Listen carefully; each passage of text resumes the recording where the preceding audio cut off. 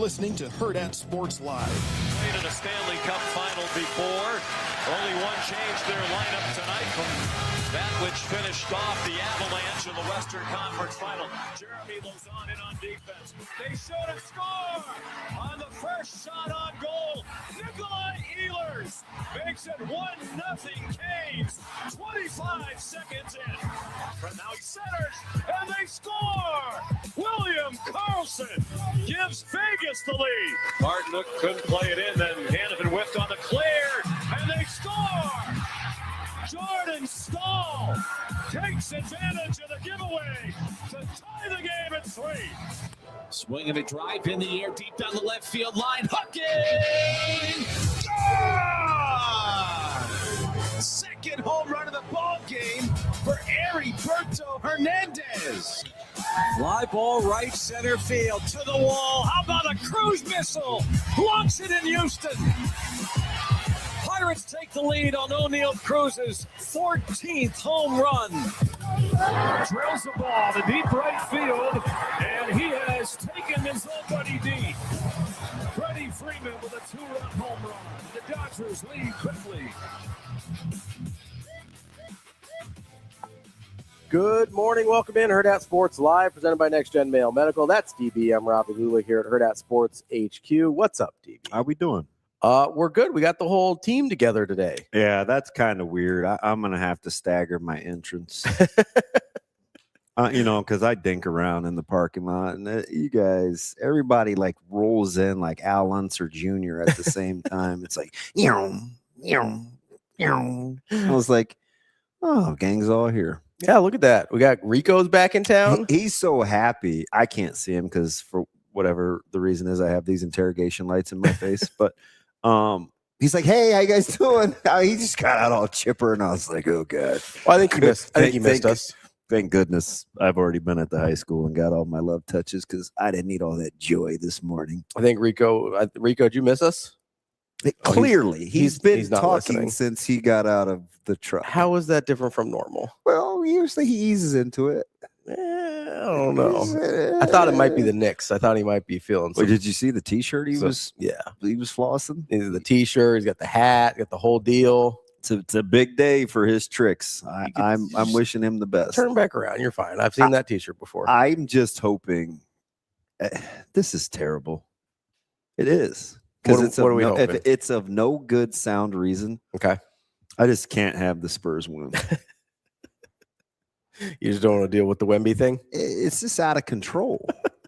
I didn't even say anything when they made the finals. It's premature stipulation. I don't even. Well, speaking of Sipple, happy retirement. Yeah, Coach Sipple, one of Canada's finest. Got there almost at the exact same time. Well, she got there 90. Yeah. She's something else. Yeah. She said very few words, but man, she could compete. Mm-hmm. Yeah. She's one of the good ones. Yeah. That was a 41 years. 41. That's a long time. Yep. And played the sport at a high level.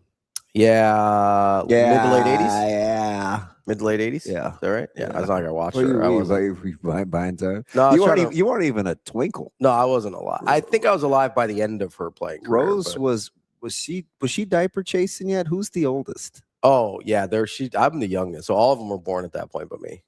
85. Yeah. What's the age difference? Amber was 79, Azina was 82, okay. Raj was 84. So Azina's 82, huh? Mm-hmm. She wears it well. Not years old, but yes. No, Yep, already the Rico influence. We just utter silly things. And laugh at our own jokes. That's very Austinish. Well, that's the only reason I'm here. I'm just here so we don't get fined. No, so I'm not gonna actively root, but I don't know. I say that until Karl Anthony Towns gives me one of those stupid looks or acts like he's hurt or takes 17 minutes to get off the ground. Oh my God. And then I'm gonna be like, go Spurs. But gets fouled to the hoop. Oh my God. I just don't know if I can rock with Stephon Castle. What's the hold up on Castle? Castle gives me this is a weird this is a weird analogy. Okay. But Castle, you see, I've spent a lot of time in locker rooms. Yep. And sometimes people are notoriously for like skimpy showering. I mean, like, do I even use this analogy? This is just what it reminds me of. Like, seems like you smell a little bit. Is that your problem? You know, like, so some guys like don't. They aren't thorough, right? Like you notice like you need to probably spend more time underneath your sack, right? Like, and then they'll sit around like 2 or 3 days later and they'll be sitting on their stool and they'll all of a sudden catch a whiff of themselves like it's snuck up on them. No, that's because you don't know how to wash. That reminds me of Castle. He's constantly clutching and grabbing, then wondering why they're calling fouls on him. No, you know why. Be better in the meantime. Like, he just gives me sneaky ball wash vibes. That's all. That's the only thing I could think of. DB, it's crazy you're having this conversation because I had the shower thought yesterday that there's people, not just dudes, walking this earth that have never washed the bottom of their feet. Yeah. I find that crazy. Yeah. It's weird shower thoughts. Listen, some people don't even get to like 90 in the shower. No, I get that.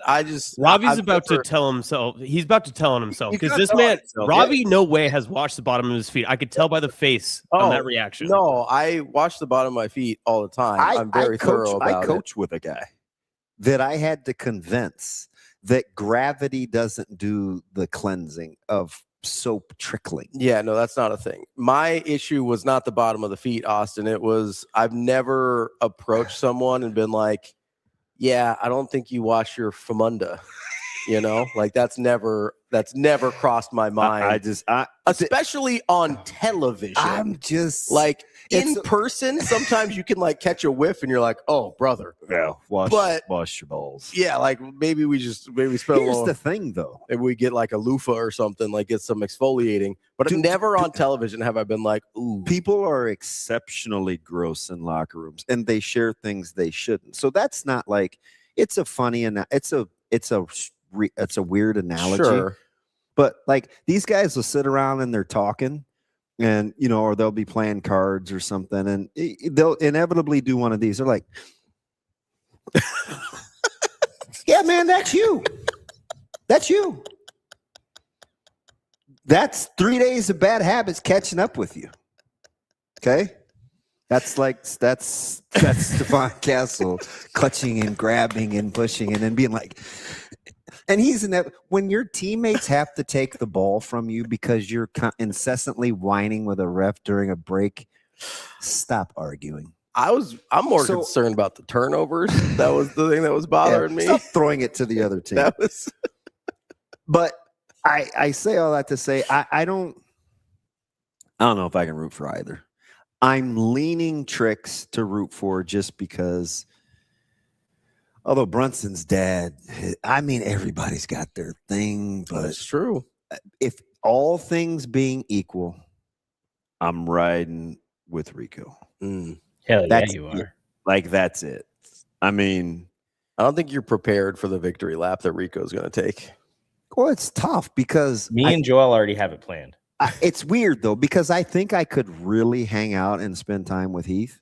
Because he seems super cool, right? Yeah. Kids in sport, like you'd like Heath, West Side guy. Like I think I could rock with Heath. You would like Heath, but so here's the thing about Spurs fans: they don't beat their chest. They're the kings and queens of the humble brag, right? The championships in every decade, or you know this They remind. Spurs fans remind me of like the staunch Big Ten. They remind me of like Michigan Man, right? Where it's like I don't love Michigan Man. That was the old Spurs. These are the new Spurs that show emotion. Didn't you see Victor after the Western Conference Finals? Yeah, so I may have to kind of like Victor. Well, just for a second. To be fair, Spurs fans are also, when they're not pounding their chest, they're also heavy breathing, according to Chuck. So got to be careful about that. Just all those big women in San Antonio. Who was that? Was that that was Reed? that was not a good. That Chuck. was not a Chuck. I tried. good I messed up halfway through. I started going Shaq, and I was like, "That's not right." What country was Chuck from in your head?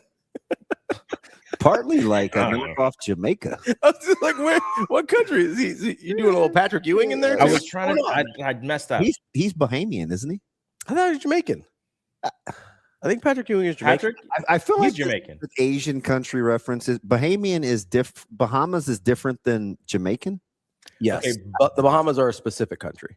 You said Bohemian. No, I said Bahamian. Bohemian, I know. like the No, Baja this man. not Rhapsody, not the old cafe. I know I didn't say Bohemian. No, I heard Bohemian. I knew what you're talking about. I'm just, okay. I didn't hear it. Go Spurs. I kill you on pronunciation Please sometimes. I defend you when I heard it right. Go I need everyone to be against me. Actually, He is Jamaican. Okay.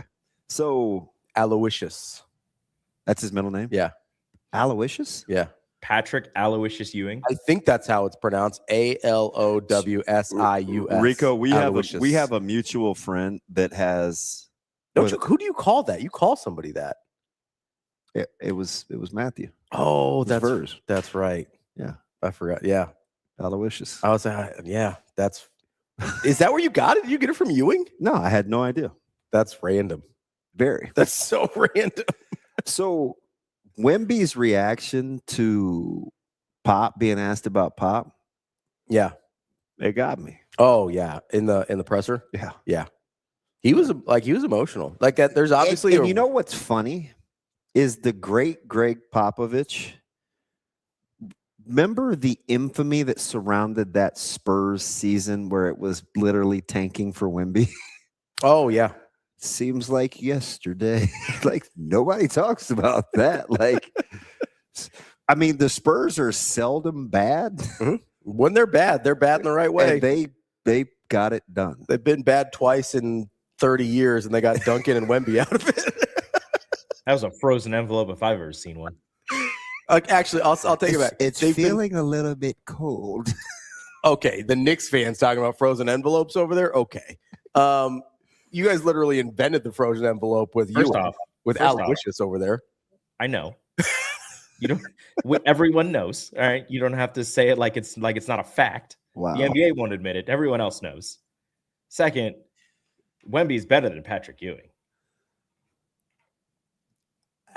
Not yet. You guys. Not yet. I mean, no. He'll get there. Yes, Chuck, I did. Yes, I did. I did compare the two countries. So TK, I think they were bad, honestly, when they got David Robinson. Like that wasn't a tanking situation. They were just bad at that point, right? So that's a little different. TK, what time are you going to start putting people in jail? He always leaves like right around 9 o'clock. You know what he tells me? I'm just trying to keep our streets safer. I was like, bless your heart, TK, you little tyrant. I could just see. TK is gonna be like the Lincoln Lawyer. Do you ever watch that show? No, I saw the movie though. The movie was sensational. Yeah, good movie. Because I don't like who's the little curly haired guy that was the criminal? No. Oh, the criminal? Yeah. In the show or the So the funny thing about the Lincoln Lawyer is the two guys that I confused with one another were opposing legal counsel. The dude that played in the basketball West Texas movie, he was the coach that I used to think was Matthew McConaughey. Josh Lucas. Don't wait. That's the name of the actor. Yeah. So I'm talking Lucas and McConaughey. Yeah. Not Lucas is the bad guy. Yeah. Not Felipe. Not Philippi. Who was the It's Philippi, not Lopez. Felipe. It's Philippi. Ryan Philippi. He looks Spanish to me. No, he doesn't. No, I know. Felipe. Are you trying to tell somebody how to say their name? Because I do that with Jacob all the time. Ryan Felipe is not. Okay, listen, you two. Ryan Felipe is not in the room right now. You're going to have to wait to be spoken to. All right. What did I do? Yeah, Felipe was the defendant, right? He was the bad. He was the bad guy. But Josh Lucas was the counsel. My little crack smoking friend Shane. This is not about you. You can speak whenever you like. Okay, I'll go back to doing what I'm doing. I mean, I miss your random don't have anything to do with 24-hour delay comments. Like nobody does that as well as you do. You do whatever you want. Your little heart's desire. You know what that reminds me of? No, tell me. So you don't like this show because there's not enough black people on it. But when I say the name of the show, you'll know exactly what I'm talking about. It's either Seinfeld or Friends, right? No, it's Friends. There's this episode of Friends. Friends was okay. I wasn't smart enough real time to know that Friends was not a good show. It's a fine show. I like watching it. I'm not saying it's hilarious or anything, but like it's just a comforting show to watch to me. Who was your favorite? I'm a big Chandler guy. R.I.P. I miss Matthew Perry. I liked him as an actor a lot. Like he was in a bunch of different stuff that I enjoyed. Of all the Friends characters you picked? Yeah, Chandler. I don't know if I've ever heard anybody say that, but no judgment here. Anyway, what you just said to Shane, there's an episode of Friends where Chandler is talking to Monica and she gives like terrible massages, but she doesn't know it. And she's like, "Oh, I'm the best at everything." And he's like, "No, you're the best at giving bad massages." That's what you just said to Shane. Like, you're so good at being on a 24-hour delay. Yeah. Well, I mean, sometimes you just got to own like it's his. Like, nobody stays on delay like Shane. Like, nobody gives bad massages like Shane. That's basically what So there's not something to that? I think there ought to be I something mean, it to seems that. like you're gaslighting him into telling him you're not insulting him. I think we just buried the lead, though. What's I don't know how many. You might be the first. I think I identified the most with Chandler. Yeah. Huh. I was a big Chandler guy. Yeah. Okay. I like a lot of his stuff, a lot of his work. Shane, that would be like, hey, who was your favorite character on Different Strokes? And somebody was like, Mr. Drummond. Like, why? No. Why? Chandler might be the only funny person on that show.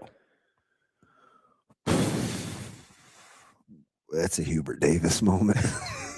What do you mean? What do you mean? What do you mean? Well, there's a large cast of people. Okay. I think most of them outside of Chandler are not that funny. I am like, seriously, I'm torn between two lovers. the randomness of a Chandler Bing reference. I didn't even finish my Lincoln Lawyer thing, but that's fine because I forgot what the analogy was. Josh Lucas. Lord knows I already started off on bad analogies, but Rico's kind of getting under my skin already, so I'm kind of off on the Knicks now too. That didn't take long. Perfect. I don't know what happened. That's exactly what I was trying to come back to do. You guys were having way too much fun and getting along way too much when I was gone. No, I seriously though, and like Austin was actually a little bit snippy, and I knew he was tired of being in that room. Like he's like, I don't like being in here with Shane. I told you what he did to me yesterday, right? No, it might have been. What's today? Wednesday? Yeah, this might have been Monday, and he was multitasking. And when he has his headphones on, he's clearly listening for something. But I'm used to not when he's in here. Mm-hmm.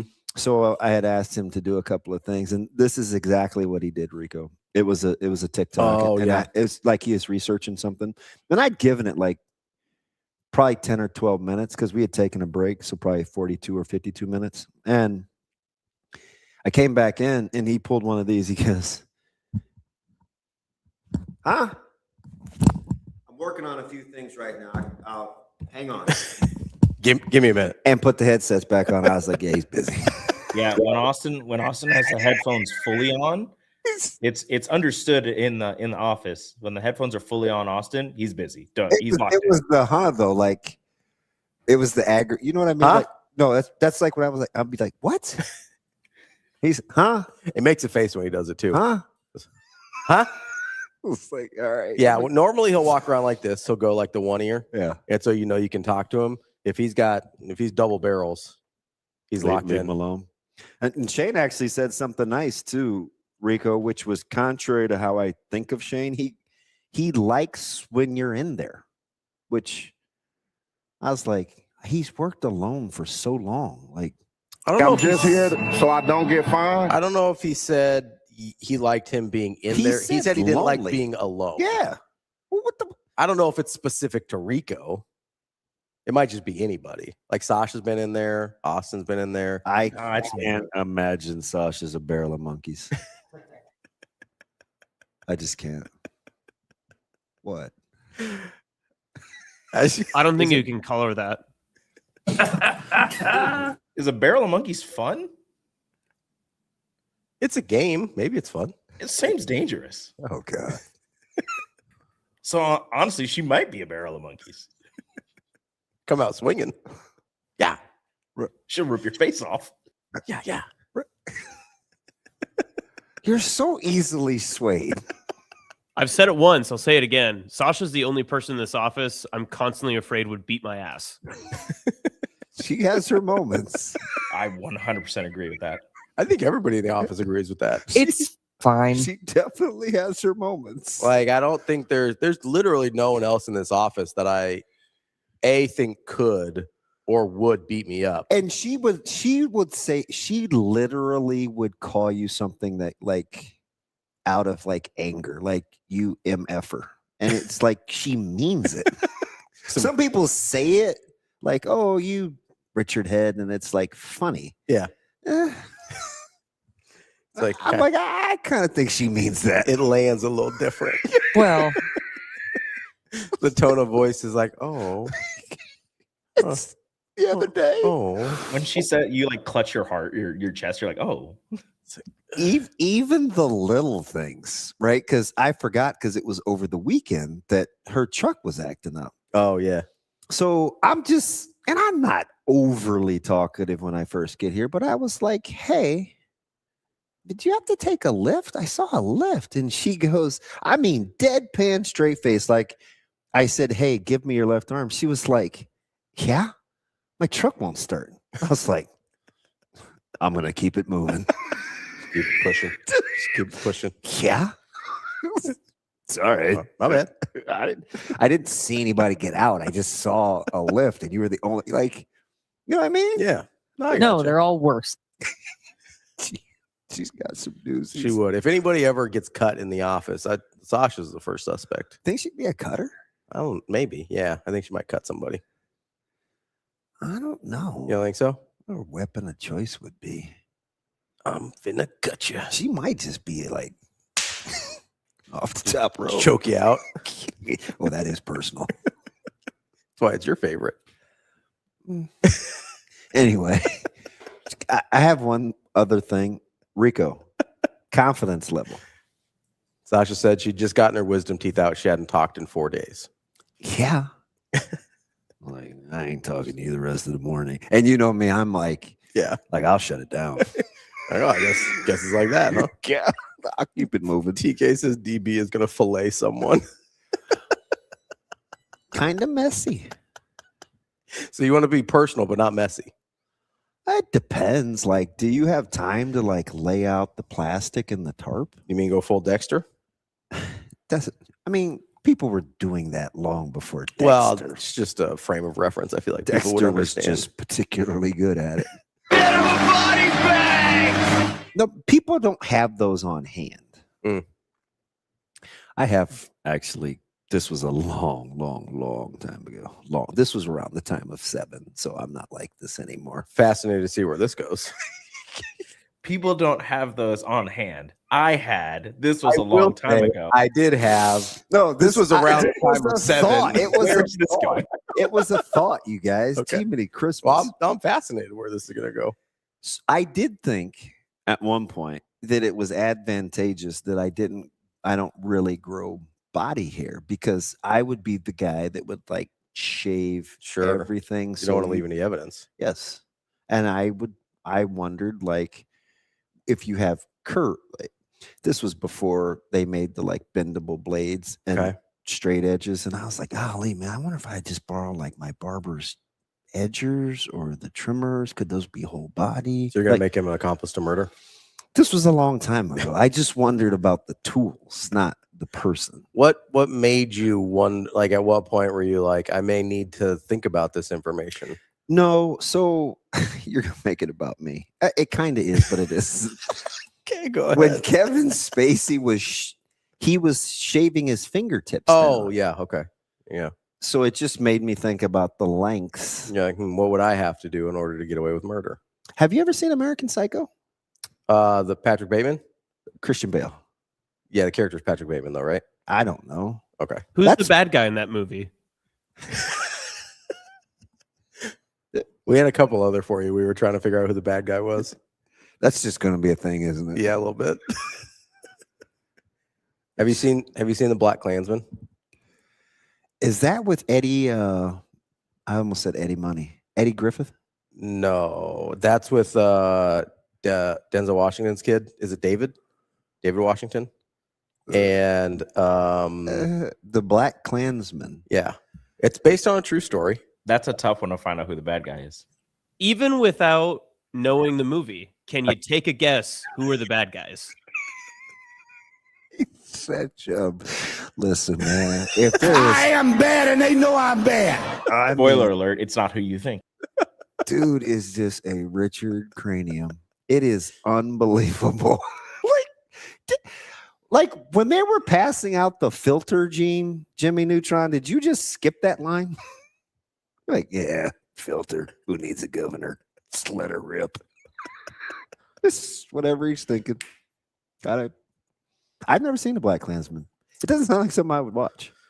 Although I did watch the first 15 minutes of Antebellum last night. That was a bad idea. I don't know. I'm not familiar with Antebellum. Oh, it was not good. Done some bad things in my life, Nikolai. Things I'm not proud of. I promised someone that I loved very much that I would never go back to being that person. But for you, I'm going to make an exception. Yeah, you're not real big on slave movies. Yeah, You let me know. Understandably so. You're ruining one of the signature lines of all time. Oh, my bad. You let me know when you decide. Man, cold-blooded. I wonder why that appeals to you. He gave him. Listen, he gave him an opportunity. He said, "Your men, those men that I killed, I gave them a choice. The men I killed, your men. Your men. I gave them a chance." My man said, "Thank you." KP and Denzel said, "You're welcome." KP Cole all in on Antebellum apparently. Whoa. That's my guy. Like, he's a Steelers guy. What do you mean was much better than what? Maybe Black Klansman. I don't know. Dude, I had to turn the movie. A lady got a lady got shot in the head, drugged by a horse, and another lady got branded. I said, "Oh, I can't sit through this. I go to bed mad again." I had enough of that. Was the horse the bad guy? I think the horse was just doing its job. I hate him. People made that argument about a lot of people in Inglourious Bastards as well. It's all the way in cahoots, huh? Okay. You're looking like 3 unibitches in a circle. Get your candy asses in here. 1, 2, 3. One more time, Rock. I didn't hear you. What'd you say, buddy? You're looking like 3 unibitches in a circle. Get your candy asses in here. That's what I'm talking about, Shane. Way to get my back, Shane. Hey, Shane. Ain't feeling tough. Hey, today. Shane. Shut up, bitch. Shut your bitch ass up. Ain't feeling tough See, today. that's why I rock with Liquid. That's my dude. Why, once every 6 months he gets is it on delay and was like, "Hey, I got you." Or So what? great hypothetical here. Cage match. Me, Ravi, Rico, Damon, and Shane. Not even Who leaves? Anger would reign supreme. I have a lot of pent up things I'd like to pull off. I'm just gonna use Shane as a human shield. I'm just gonna let Ravi take Shane, and me and Austin will take care of DB. I protect Shane. I put him behind me. Use him as a human shield. Hold that jelly donut up. Squeeze all the jelly out. Turn that some sideways and stick it straight up your candy ass. The Rock was the GOAT. He had his presence. Dude, it was the catalyst to what he's doing now. It's a weird thing to ask somebody to do. What? I mean, why are you squeezing the jelly out if you're sticking it up there anyway? Have you ever seen You also don't need to turn it sideways. It's a donut. Yeah, Shane, it's what's round. the bad? What is sideways? He of a was the donut? anti-villain superhero with Will Smith. Hancock. Have you ever seen Hancock? Oh yeah.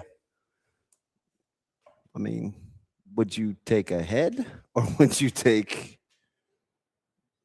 the squeeze of a jelly donut. No, I get because that. that inmate got the head. No, I get that, but I mean, those are very different options. Well, as long as you're exit only, they're all bad. Yeah, but there's different versions of bad. Okay.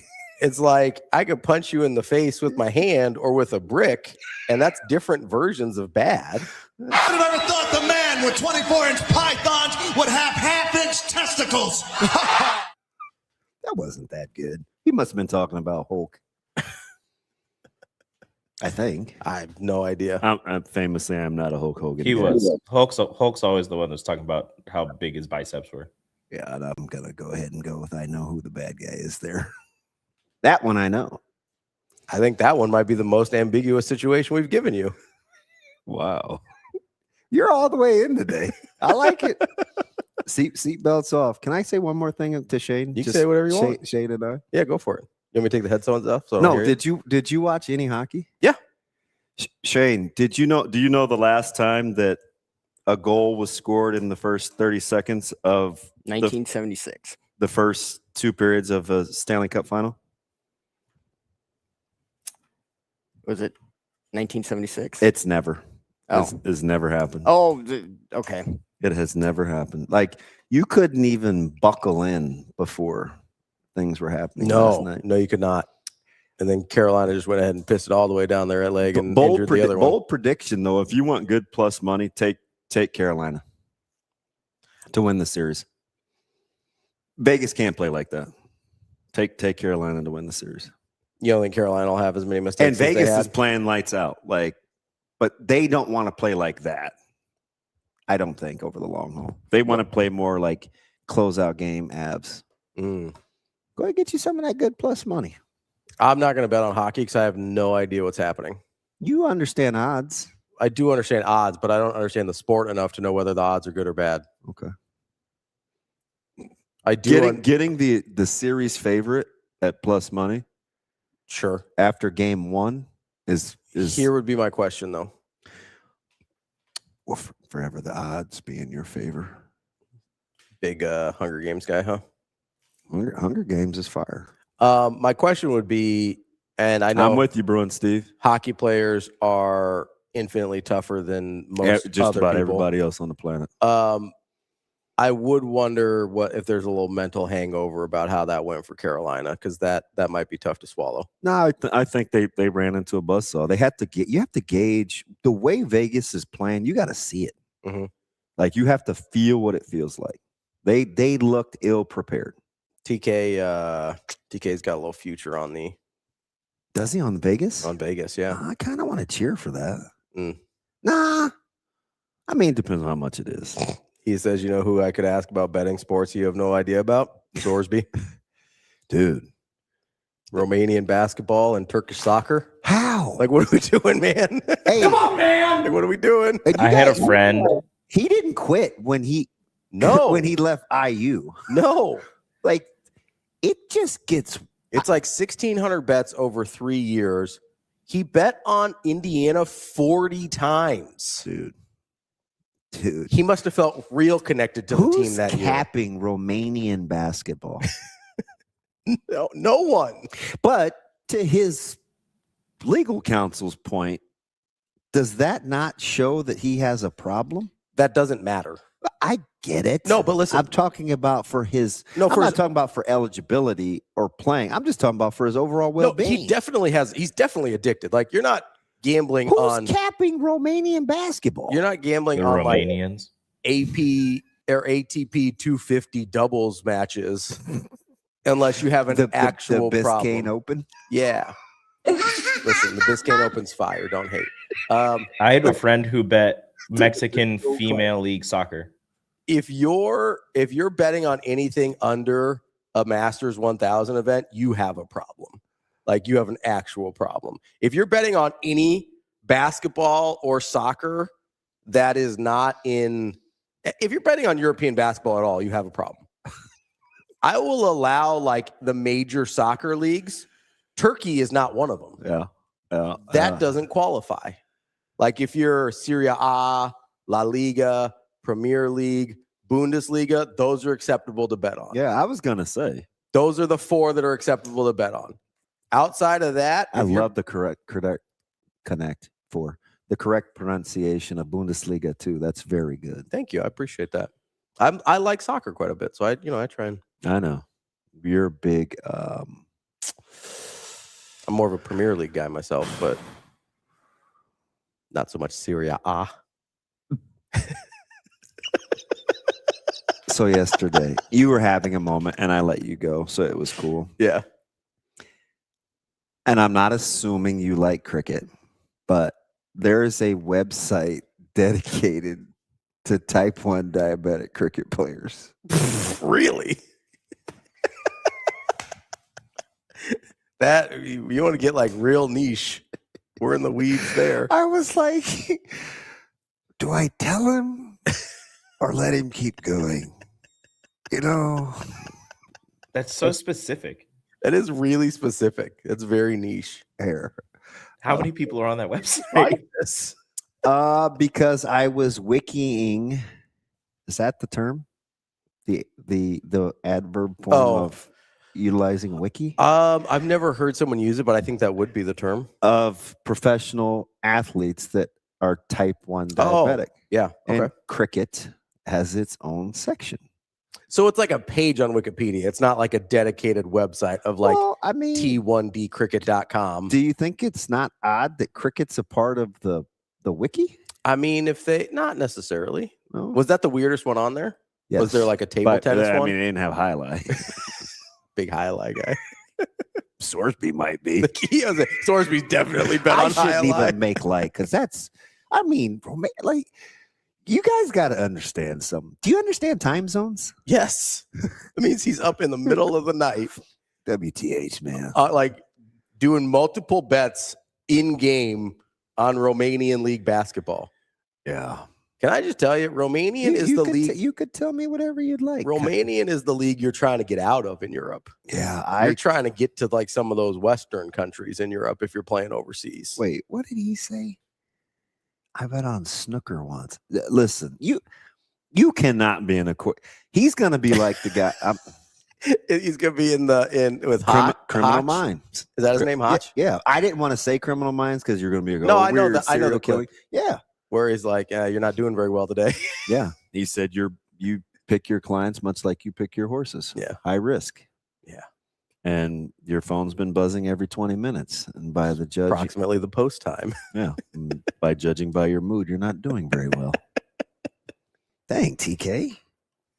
I don't know. Snooker's pretty aggressive, man. Yeah, man. That's pretty aggressive. Now I do. I'm not doxing TK. He has mentioned some oddities and random things in that world before, and I was like, okay, maybe it's just kind of a live action thing. It might keep watering the bamboo. Homework. It might just be. It might also be. I know of people. I don't know them personally. But I know of people that like wherever they hear about, kind of like when you and B. Edwards are like, "Hey, there was some weird action on this one fighter." Yeah. Like, I would normally, but never, I have an inside guy, right? But that's what I mean. Like maybe I don't know that TK has like an inside snooker guy, but like never know what he come across at the courthouse. That's what I mean. Like you never, or like I don't know, for a long time, like back in the day before gambling was more like prevalent. What's the movie with Johnny Depp where he plays Whitey Bulger? Oh, so anyway, remember when the lady of the street gets back in the back seat and he's like, "What'd you say? Who'd you talk to? Where you been?" And she's like, "What are you talking about?" He's like, "Well, where were you?" Like, I was in jail. Black He's like, Mass. Black is that Mass. what it was? Yeah. Yeah. That was a bad movie. And he's like, What'd you say to anybody? You think that's what TK is doing? Yeah, I'd like permission. Well, he can't talk to his clients because he's trying to. I do have an inside snooker guy. I feel like if you find a guy at the courthouse that's an inside snooker guy, you probably shouldn't talk to that He's person. probably the guy that TK is trying to put away. I would imagine. Time out. Can we put that on a t-shirt? I do have an inside snooker guy. I'm just going to ask the obvious. Yeah. How is there enough action on snooker? So those are the places you want to bet, is where there's not enough action to get the lines right. That's why I used to clean up on Mountain West football. Mountain West and WCC. I ate in those before it became more popular. Oh. Missouri Valley basketball back in the day. Yeah, we have a mutual associate that used to crush. Like Missouri Valley. That used to crush the Summit League. The lines in Missouri Valley basketball were always wrong. Oh, that's a fascinating first hour. I tried for sports. Were you cleaning up the Fun Belt? I never got into Fun Belt. I went West Coast because there was less action on the West Coast. Makes sense. So Mountain West. Very true, Juan. Mountain West WCC were my. I need new bags. If anybody's got the the inside source for quality and expensive vacuum sealing bags, hit your boy up. TK says it was his roommate in college. Was a snooker guy. Was he British? Because that's like a big British thing, right? Snooker. Mm-hmm. That would make more sense. Term. Yeah. Interesting. TK says I eat mac and Fun Belt football. This dude is fun. He's a wild dude. Yeah, Missouri Valley lines used to always be wrong. You realize TK is literally a pup. Yeah, no, I know. I've broke bread with the man. A pup. TK yelled my name from inside Memorial Stadium, and I was like, "Who's calling me?" It's early. Yeah. There were like 17 people in the stadium, and he was like the 16th. Dude was ready for some Nebraska football. Yeah, I met him the first. I'm just like smelling the air. I had no business being out there that early.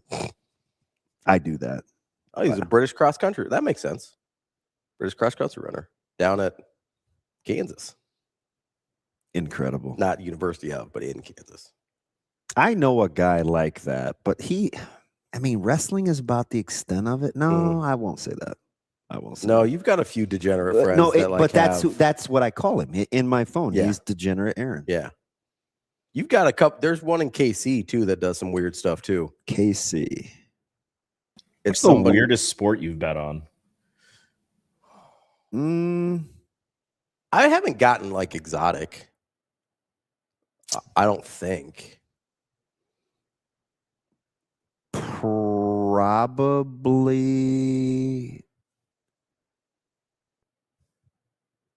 Japanese baseball. That's pretty exotic. Do you have like a inside track or just bored? COVID, man. COVID. Why do you have that, Shane? That was a great call. That's from I believe that's a Andrew Rogers poll. Yeah. He used to do this thing where he'd pull like random calls that he thought were funny or that he liked or whatever, and that was, I think, one of them. Did you ever hear the Japanese calls? I believe you, Hot. I definitely believe you. Did you ever hear the Japanese calls for like the college football playoff? Oh yeah. Those are elite, phenomenal. Remember, I kind of struggled with, could we laugh at that? Yeah, I do. I was like, are we supposed to be laughing at this? I don't know. I'm sure they laugh at us. It's fine. What do they laugh at? Well, I mean, it's a language you don't understand, and we do like mannerisms they don't understand, so it's funny. Imagine a Japanese person hearing Kent Pavelka in the NCAA tournament. Make room for daddy. I'm gonna pass out. That's funny. I'm gonna pass out. That's funny. Chicken sandwich. That's funny as an American. I know. If we're gonna laugh at Kent, we can certainly laugh at the Japanese guy. Make room for daddy. I'm gonna pass out. Yeah, we may put him in for the horse head thing. Remember?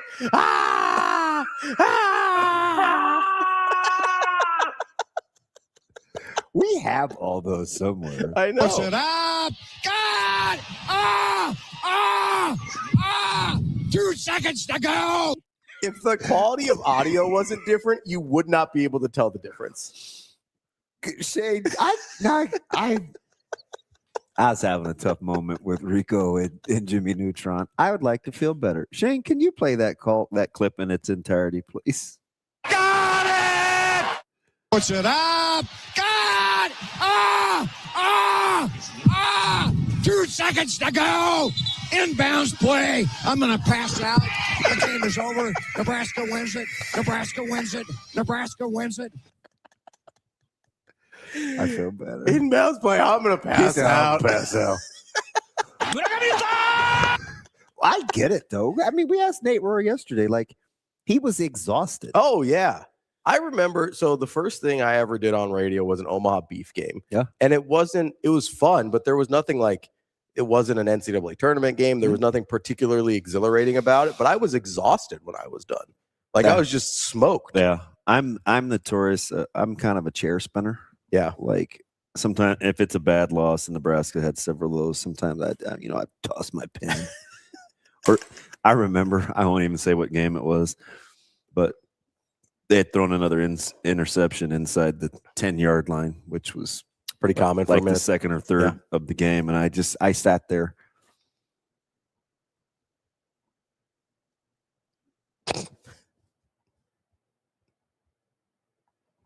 Bloomington wasn't good, infamously. Yeah. Sat there for a while. Yeah. I've had some moments. Yeah. But it's okay. We're not using the T word. I think it's to get back to I think it's okay to make fun of some calls. It's okay. Regardless of language. Hey, so did I send you the deal where Greg Olsen won the Emmy?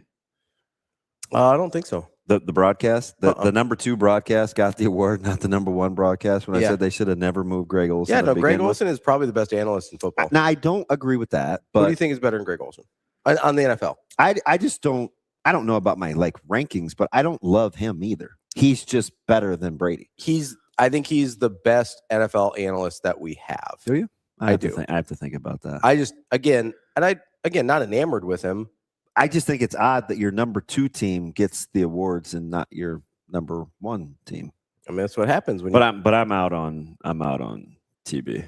So, but that's just me. He's gotten better, but he's still not very good. And what are we doing with Russell at CBS? He's doing studio. I don't think he's doing. No, he's in studio. Yeah, but he's with my man Cower, and is it Burleson? Yeah, I think Nate Burleson's on there. Who's the host? I can't remember. That's not. I should know. It's the old black guy. It's not James Brown, is it? Yeah, I think it's James Brown. I don't mean no, because he's dead. I believe that one is, isn't he? Yeah. Okay, I'll just make. Not that I'm good at that. Sometimes I make me break out in a cold sweat. 1, 2, 3, 4.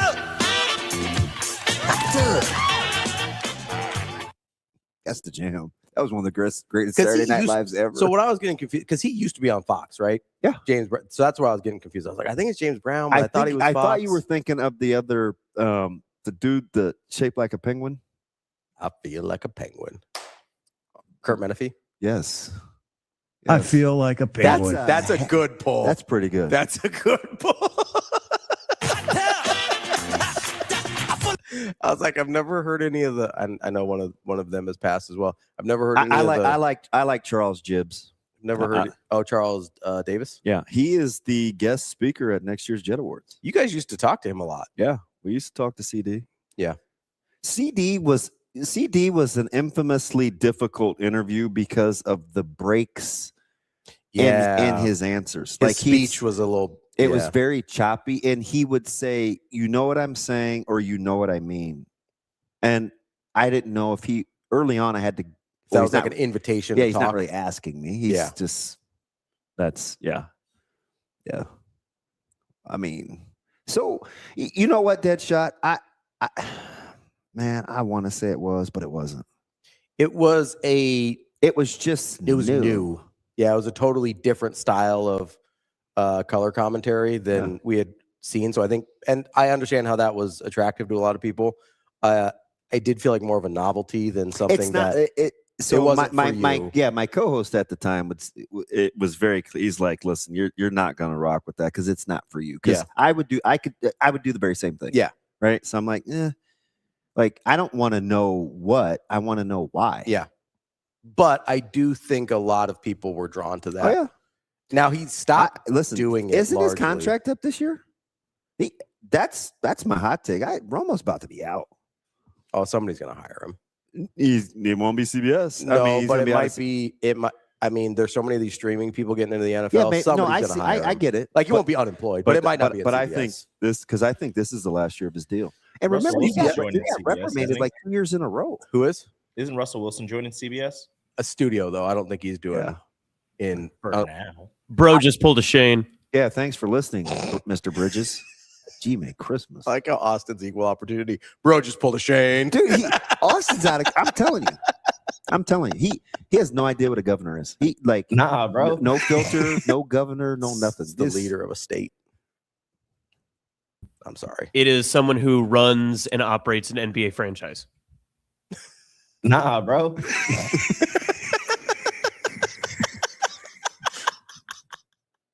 I don't appreciate what's going on right now.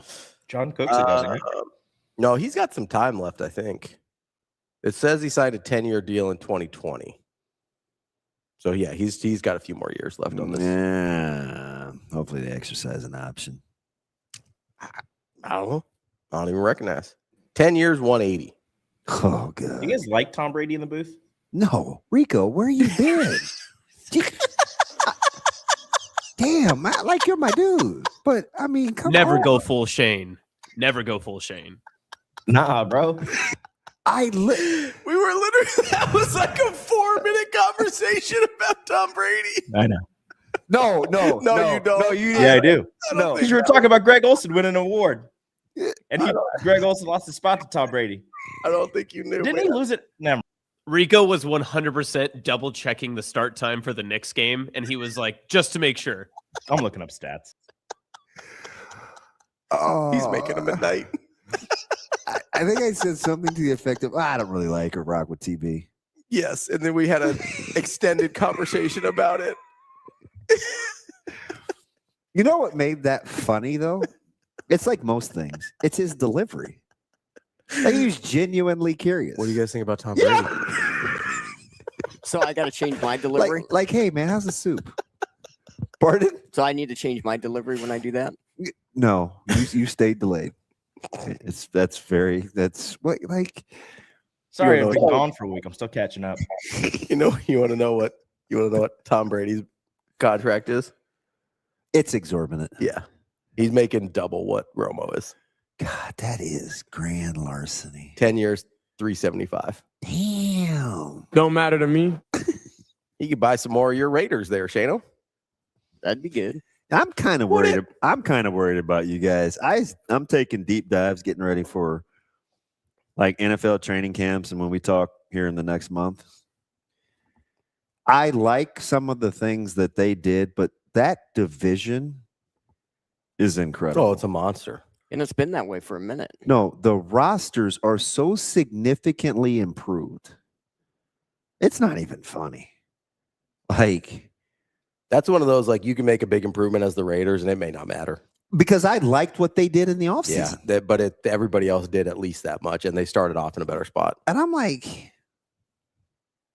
and I get it. People hate on Herbert, but how are the Chargers not going to be good? That's what I said. I mean, that's how I felt about them last What year. did the Chargers do to improve? And they were. Yeah, they were good. Yeah, that's what I mean. Dude, their O-line is back healthy. Yeah, they had 2 starting tackles not playing all of last year. They run the rock. Like, they were good. And Jim Harbaugh is better at this than almost everybody else in the league. You locked Derwin James up. You made the acquisitions on defense. Like, the Chargers are that roster. Kansas City's going to be better. Yeah. Denver's going to be better. I'm not as sold on Denver. Because you hate Bo Nix. But No. he's already proven. It's not the Bo Nix thing. I think it's the same thing that I have an issue with Washington Huskies. Like, it's a weird dynamic there with the quarterback, the offensive coordinator, and the head coach. Like, is that resolved? Maybe. I know we stopped talking about it. That doesn't mean they're cool. Yeah. So, like, that was I've never seen that happen with an NFL team before, where a quarterback holds his own press conference and be like, yeah, it's weird. Tag, I have a question before I forget. Go ahead. I'm going to come back to the NFL. Juan's question made me think of this. This is totally how my brain works. This is a total squirrel moment. What do we But got? I was very much contemplating going to OKC. Rico was just pimping me the whole time. Come on, you could do this. We can go here. So I pulled up so you know what I have to do if I'm going to go somewhere, because I was like, ooh, do I gas up my, I almost said a bad word. Do I gas up my Subaru? and just hit the road. So I looked at the sports bar that everybody was going to. Mm-hmm. And because I have to know what I'm going to eat ahead of time. I don't like to be the guy that wastes time looking through a menu. So I research even when we travel for the road. But anyway, did that place really not have appetizers, or was it just missing on the online menu? I have no idea what place you're talking about. The fire grill, like, where was the hangout? You're the one that told me to go there. Come out to everybody was going there. There were lines. You were out there. Do you not? Oh, the fuel? Yes. Oh my God, Rico. Not everybody. We went there one time for baseball, and then baseball they won, and then they lost, so nobody was out there again. The place everybody was going at OKC that I saw all the highlights on our channel. Fuel. They had appetizers. Okay. Hey, what do you guys think there. about Russell Wilson on CBS? We went there one time. That gave me anxiety. You made it sound like everybody in OKC was going there. It was. I specifically asked you about that place, and the clips have all those people that are like lined up outside, pouring in there. And I was all like, the I want to Nebraska see. fans. He's like, no, come on, DB. I was like, Rico, there's too many people. He's like, no. He did say this. It made no sense. I was like, no, he's working, so he's clearly not drunk. But dude said, no, there's so many people here. We'll protect you. No, that's the problem. No, I said there's so many other famous people here. You won't be noticed. I didn't hear famous. Yeah. I was like, nobody's gonna care you're down here. He said, we'll protect. No, I don't care if people talk to me. I mean, I do. That's not the problem there. It's like standing like this. Be all sardined up for extended periods of time. No, there was room. You would have been fine.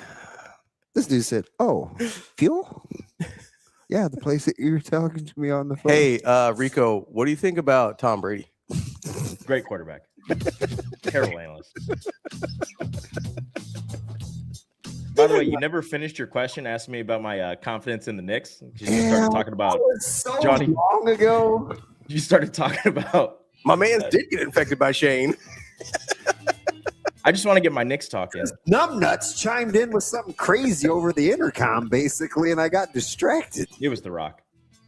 Can't even. What's your prediction? Knicks in 6. Oh, Knicks. He said it. Knicks in 6. All right. Were those equalizer drops? We're going to take a quick break here. We got Brian Christopherson coming up next here on Hurrdat Sports Live. Criminal.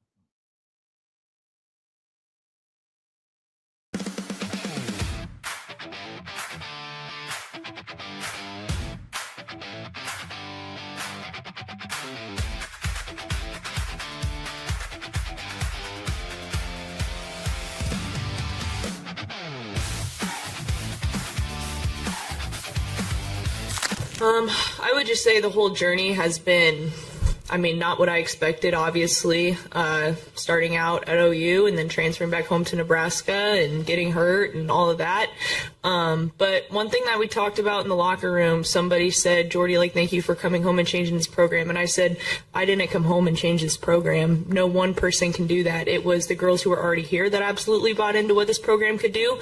It was all of the transfers that we had coming in with the goal of knowing what this program could do. And it was everybody the last 3 years putting in their work to make this team what it was this year. And so, God's fingerprints were all over this team. It was all over my story, all over my career. And I do truly believe that the way today ended is a part of that story as well. And the fruits that will come from it later on, are things that will be revealed down the road. It really hurts right now, but just so thankful for the journey and to finish it here with this team.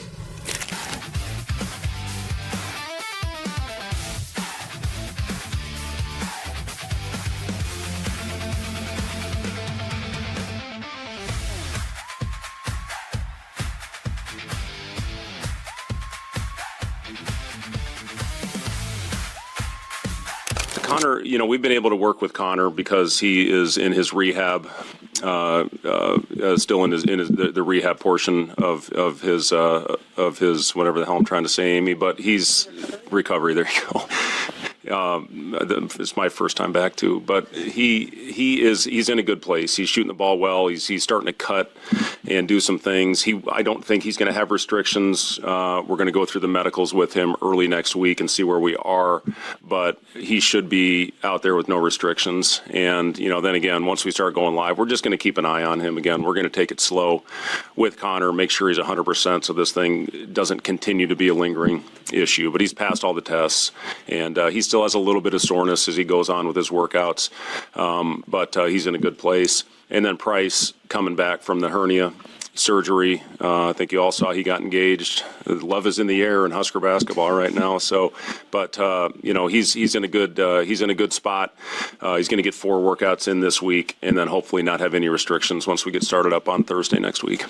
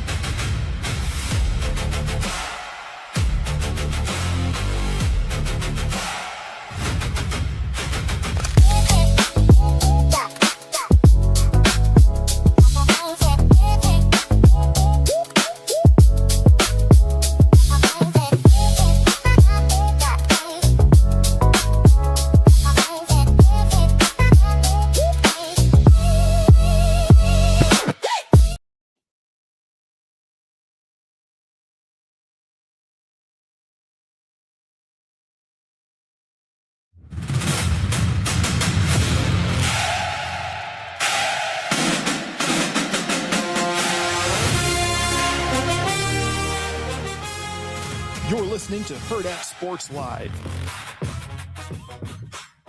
Welcome back, Hurrdat Sports Live, presented by Next Gen Mail Medical. That's DBM Ravi Lulla here at Hurrdat Sports HQ. We are joined now by Brian Christopherson from Husker 24/7. BC, what's going on, buddy? How we doing? Oh, not a lot. How are you guys? B Sizzle. Hey, can you imagine being in college and number one, I don't think anybody could imagine proposing, but if you so chose, can you imagine just being able to go to an island and propose? I'm looking at Nebraska. Who's I'm like, hey, life must be good. Kale, shout out. Price, shout out. Gotta like that NIL money. Dude, Coach Hoiberg was hilarious last night at 20. He's like, yeah, love is in the air. I don't know. Would you want to coach a bunch of married guys in college? Well, Lindemeyer, they were all at that wedding. That was about an hour 40 away, but should we add that to a question mark about this year's Husker team? Can these married guys married guys? A lot about married guys. A lot of distract. No, Pete, that's a thing though in golf. That's been a thing in the past where it's ooh, Rory's married now. We'll see if he's got distractions. They're he's got kids now. Scotty Scheffler's having a couple kids and hasn't popped out a major yet this year. You're starting to wonder about that. Yeah. Wow, he loves his family too much. Can't win golf tournaments anymore. I give those guys props for being in the position to go to an island. No, I would be at Holmes Park. That's where I would be for my proposal back in college. I'm 100% sure my first date in college I saved for, and we went to Applebee's. Old Cheney. Were they doing half price apps back then? No, they weren't even doing. It was Applebee's though back then. Damon was a true. I'm not knocking it now either, but it was like a step up. It was it had its own territory back then. That it was $19 for a plate, and I was like, come on, man! We could go to Steak USA buffet for $9.99. Did you guys have a USA Steak buffet in Lincoln? Oh, it was fire. When we had Sundays, Sunday afternoon, we were going to USA Steak and Buffet. First date hash browns. Oh yeah. Yeah, I never been there. It was where 27th. It was off 27th and Highway 2. I think there's so many things there now, like either a Sam's or a Costco on that corner, is Home Depot. But yeah, there used to be a USA Steak and Buffet there. There was a Village Inn over there, I think, at one point. Yeah. My first date, I saw Ocean's 11 with the girl. I remember that because I was like, that was a pretty good movie to see for our first date. It's a good movie. I'm a big Ocean's 11 guy. Holds up. You guys know what I think mine was? It was with Sean Connery and a black detective, and they were, of course, trying to find a killer. And it was in the swamps. Sun. What is it? Is it Rising Sun? Rising Sun, maybe. That's the first movie we went to. That's a wild first date movie. Pretty on brand. Let's go get some Sean Connery. Maybe that's why we only made it 11 years. I don't know. Anywho. Applebee's and it's like Rising Sun. What the hell is this? Was that the name of it? Because it was the Black Blair Underwood was the actor with Sean Connery. Oh, I thought it was the Wesley Snipes one. Who are you, Ravi? You have African American facial blindness? I'm gonna go back to being on delay. Yeah, Just Cause. Just Cause. That's what it was. Never seen it. Never heard of it. Oh, it's a keeper. What made the theater? Yeah. Movies were $5. I thought it was the Wesley Snipes one. Yeah.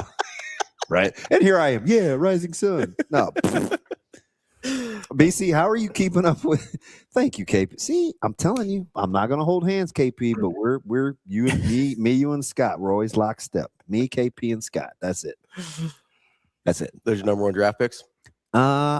Draft's gonna be tough. Yeah. I'm not giving away my hand because you guys will steal my picks. BC, how many people do you think we're gonna upset? We're gonna have our streamers, like, what do we call this? Listener draft. Our listener draft in almost a month.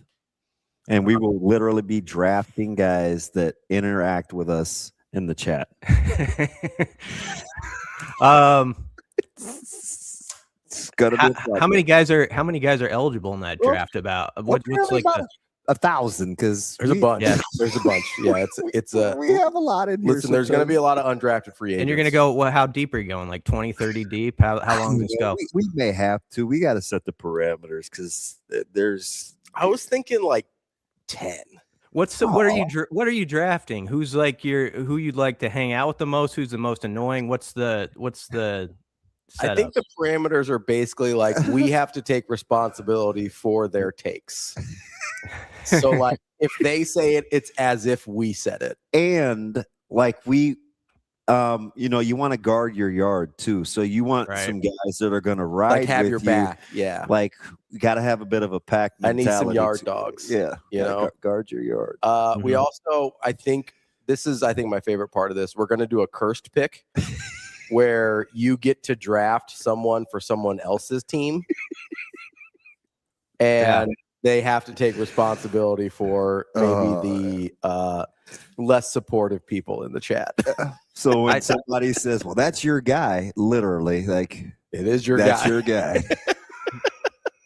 I think some feelings are going to get hurt. It's sort of like when our buddy Michael Severe will do like a media draft or something, and you're like, I'm not going to pay attention to that. But then people put the vote in front of your face, and you see you're down like 54% to 46%, and you're like, I don't know how I feel about that. But so that's how it's going to go. Yeah.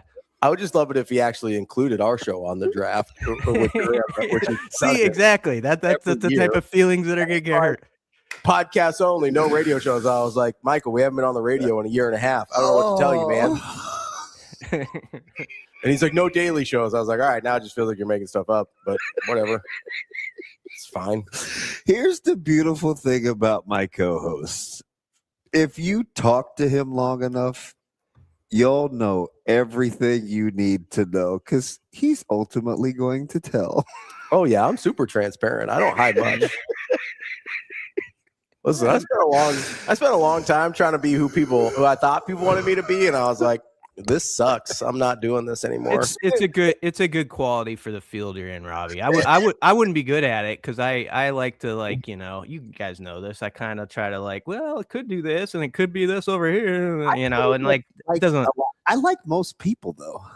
It's just funny though, because sometimes I'll say, "Hey, you want to grab such and such on the show?" And be like, I don't know. What are we going to talk about? Then I know. Well, sometimes it's like, I don't really ride with them. Yeah. I will say with you guys, and this is a compliment, yeah, but I never know which direction, where you're going to take it with me. Like, so for my little brain, it's rough at 8 a.m. It's sometimes like, oh yeah, it's not ready to spin in every direction, but that's a compliment because it's unpredictable, which is good radio or podcast, whatever you want to frame it, is good. We spent 15 minutes talking to Mitch about everything but like real sports. Yeah. No, we talked about sports, but we didn't talk about Nebraska. We were talking about, this is a good question for you, BC. Somebody on a sports team that you actively dislike. Like, who's the rival for who's the Twins' rival? Like, you dislike the team, but you liked the player anyway. Like the player, but hate the team. Yeah. Like, one of DBs is like Darian Hagan. Hate Colorado, love Darian Hagan. Well, oh yeah, that's a great poll. I love Darian Hagan too. I'm not going to steal that answer. Don't worry. Yeah, I want to talk about Darian Hagan a second. I love Darian Hagan because when I was a kid, nobody ran the option and would have the magician-like pitches like Darian, where he's like falling to the ground. Sometimes it seemed like his knee was already on the ground when he pitched the ball.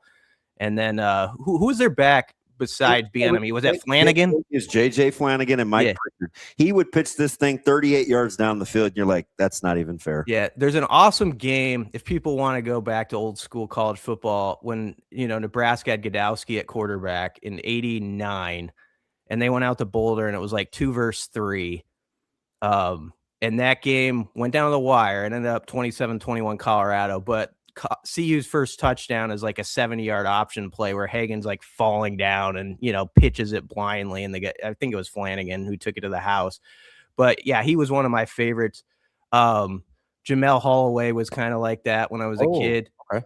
I didn't rock with it. I couldn't rock with anybody from OU. Yeah. And for me, like, we whipped them, so I didn't have the vitriol late, but when I was a kid, that was my first crybaby game. When I was at the Daily Nebraskan, it was back, so this would have been 2000, 2001 Crouch era. Nebraska, you were basically 1v2 in those games for a couple years. Mm-hmm. And I did a story on the rivalry, and I was proud of it for a college kid and just how it built over the years, how it was a respected rivalry. And I talked to Brian Bosworth on the phone. And I remember he's the only guy I've ever talked to. And I was also like 19 or 20, but I was like shaking, like talking to Brian Bosworth, because when I was 6 years old, he was like the devil, you know, like, and in 01, knowing what he's been through, he was probably shaking too, giving you the interview. He was a great interview, by the way, but and that I don't know, you kind of changed my perspective on him, but that was fascinating to talk to someone who was just larger than life, who I just could not stand. That was back when he got suspended, remember, from playing. It's in that whole 30 for 30. People can watch it, but I don't know who a good example is. I like Jim Thome when he was with the Cleveland Indians at the time, was just a thorn in the side of the Twins, but I thought he was just a great dude. You know, like there's been some guys like that have mashed on the Twins, but you're like, yeah, he seems like, and then he ended up being a Twin for a year or two, and that was fun. So I forgot about that. Yep. Yeah, he actually had a good year for him. Right when they were opening the stadium. In fact, one of the best Sports Illustrated covers is Jim Thome blasting a home run at Target Field. It's a beautiful cover, but RIP Sports Illustrated. Mitch was kind of funny, though, and it was very interesting because I bet he's not alone. He only has one team that he's really passionate about, and it's just the Royals. Yeah. Is it well, you like the Vikings. Vikings and the Twins. That's it. Could you like anybody from like Green? I mean, could you like anybody from Green Bay or Chicago? Not really while they're playing for them. I can think they're a decent dude, but once that game starts, I can't like be like, oh yeah, that was a tip of the cap to you, buddy. You know, like I just can't go there. I would say this, and I have a lot of Bears friends. Most people who are Vikings fans, the team they dislike the most is the Green Bay Packers. Mine's actually the Bears. And I just think it's because I have so many Bears friends. So whenever they are good, like last year, they've got it rolling. No fan base will let you know more about it, I think, than the Bears. Like, hey, we're good again, you know, the Bears and all that stuff. So that fan base gets in my head, and it's partly because some of my best friends are Bears fans. So I don't want any Bears people in the chat attacking me because I have good relationships with Bears fans, but that's a team I actually dislike more than the Packers. BC, how hard has it been to keep up with the ins and outs of what's going on with this recruiting visit weekend? There's been a lot of shuffling. Yeah, there has been, but even last week we were kind of talking about it on here. Like there's some D linemen that are in play. The kid from Minnesota on body, is an interesting one. Yep. Errol, just visited Virginia, and I know our writer down there was doing her work, and it still seems like Nebraska's in a good spot with him. As he's coming up from Armwood, right? He's a Florida guy. He's a Florida guy. And then, Jalen Hill, I think a lot of people have been sort of waiting on with optimism. Of course, there's Bryce Williams, and, Addison Williams, I think, has really shown like what a great recruiter he is. I've talked about him many times, but this week, case in point with him again, just how he relates to guys. And then, you've kind of got this fun sidebar to it with the O-linemen who are visiting, who are already committed. And then you've got one of their teammates, tight end Joey Hunter, coming in. So that's one to watch. So it could be a pretty busy week. I don't know if someone's going to raise their hand on Sunday or not, or if it's going to take a couple days after that. Of course, in the recruiting world nowadays, you have to wait until the graphic gets made and all that stuff before that goes public. I think if Mo gets here, if Mo gets here, and I think he's coming. Yep. I think he could leave with it. It could be a yes. That would be big because it's elbows out right now, not just with Nebraska, with everybody for those edge guys. And it's tough to land one that you really like, I think, in this market. And he's obviously one that the Huskers targeted, really picked up traffic with him, I think, in May. And it seemed like Minnesota, was sort of the front runner. And then, of course, Mo, for people who didn't follow it, he actually announced briefly on X that he was committed to Minnesota, and that went down almost as quickly as it went up, and he's been quiet since. But I think you're right, Damon, that he is expected to visit. And the fact that all that transpired a few days ago, and now Nebraska seemingly is going to get him to town, tells you he's definitely, at least his ear is open to it. So I think that would be a big one. This is a big edge D lineman week to me. Like, we already know some of these O linemen are in the boat. Joey Hunter's interesting, and Jalen Hill we think is going to commit to Nebraska. But can they get two of those three D-line / edge guys? I think that'll be huge. And I'm not saying get them on Sunday necessarily, but get them over the next week or so. So Body, DeMontagnac, and Mo are the three you're talking about there? Yes. Thanks for naming them.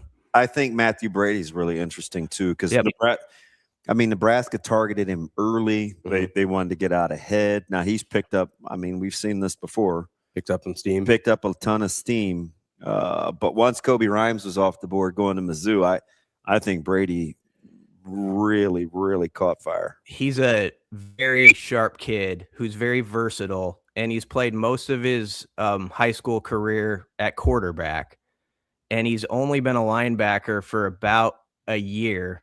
But sort of all the teams you sort of respect that are blue collar teams in the Big Ten are after him.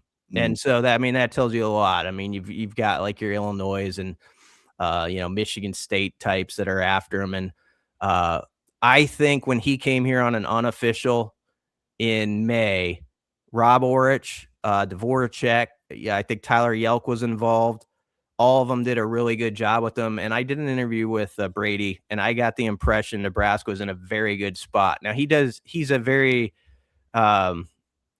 candid guy who has done interviews with all the sites from different programs after he visits, and is always respectful about how much he enjoyed it and stuff like that. But I do really think Nebraska has a good chance there, because I got the sense Rob Orich formed a really strong relationship with him about how he could fit in this defense.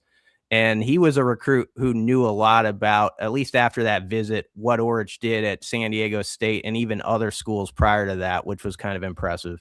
Yeah, and I think guys like Travers, who had already committed, even with the D-line changes this year, right, staying firmly committed, kind of speaks to your point, what you just said. Yeah, and we forget about Travers. A lot of people do, because he's been there for so long, and he's not someone who does a lot of interviews or anything like that, so you don't see a lot of headlines about him. But that's a big one to have and to keep, and it's not easy to keep a guy like that. So they've done well with that.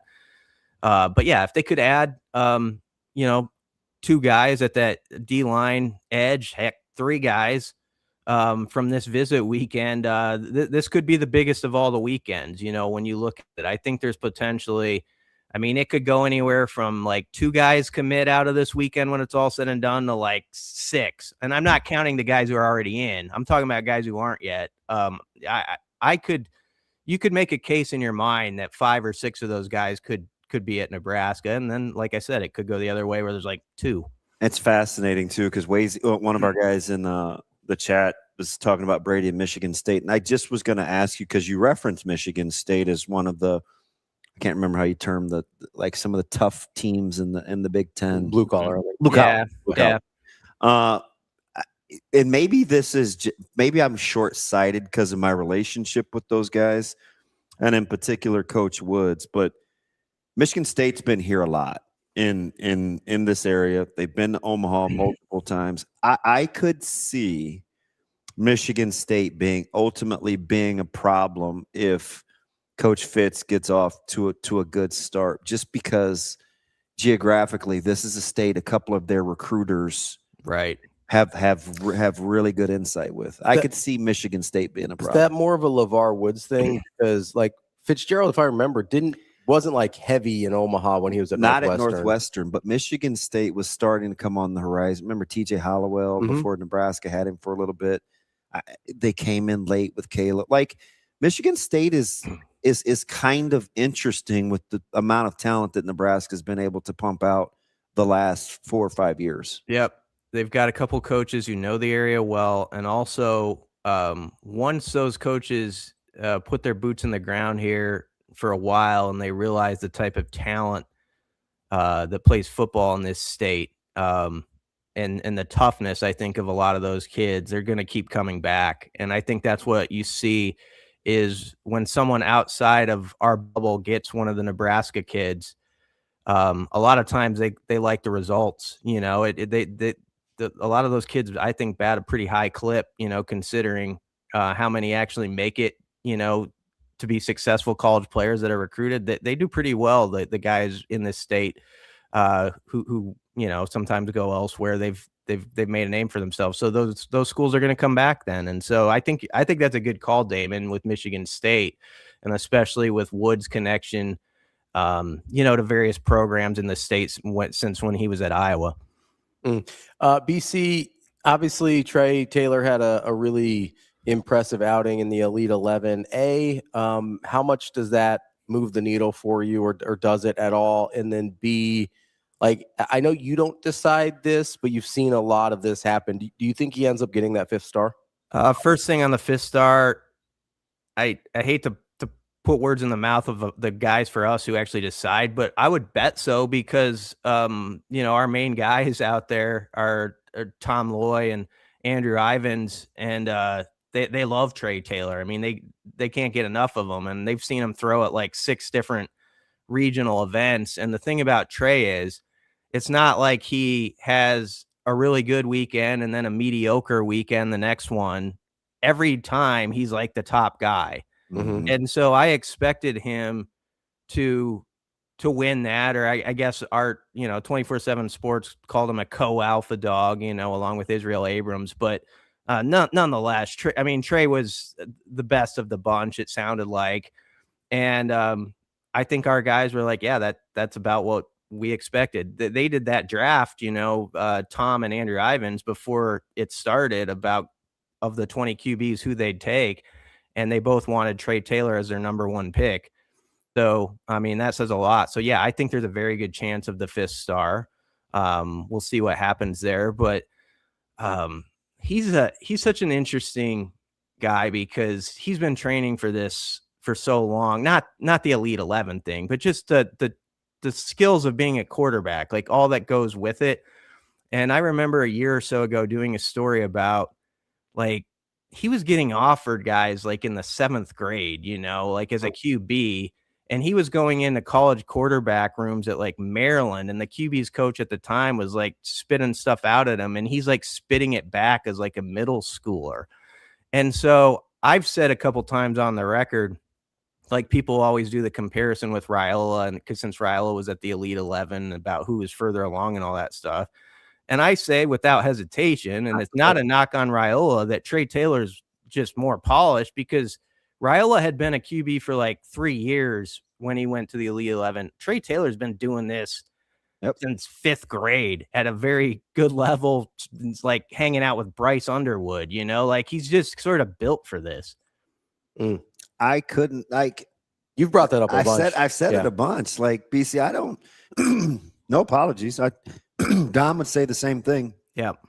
And even talking to Dom when Dylan was going through this in high school, like, even Dom knew this was like fast and rushed. Like, you'll embrace it. Because you're not going to turn it down, right?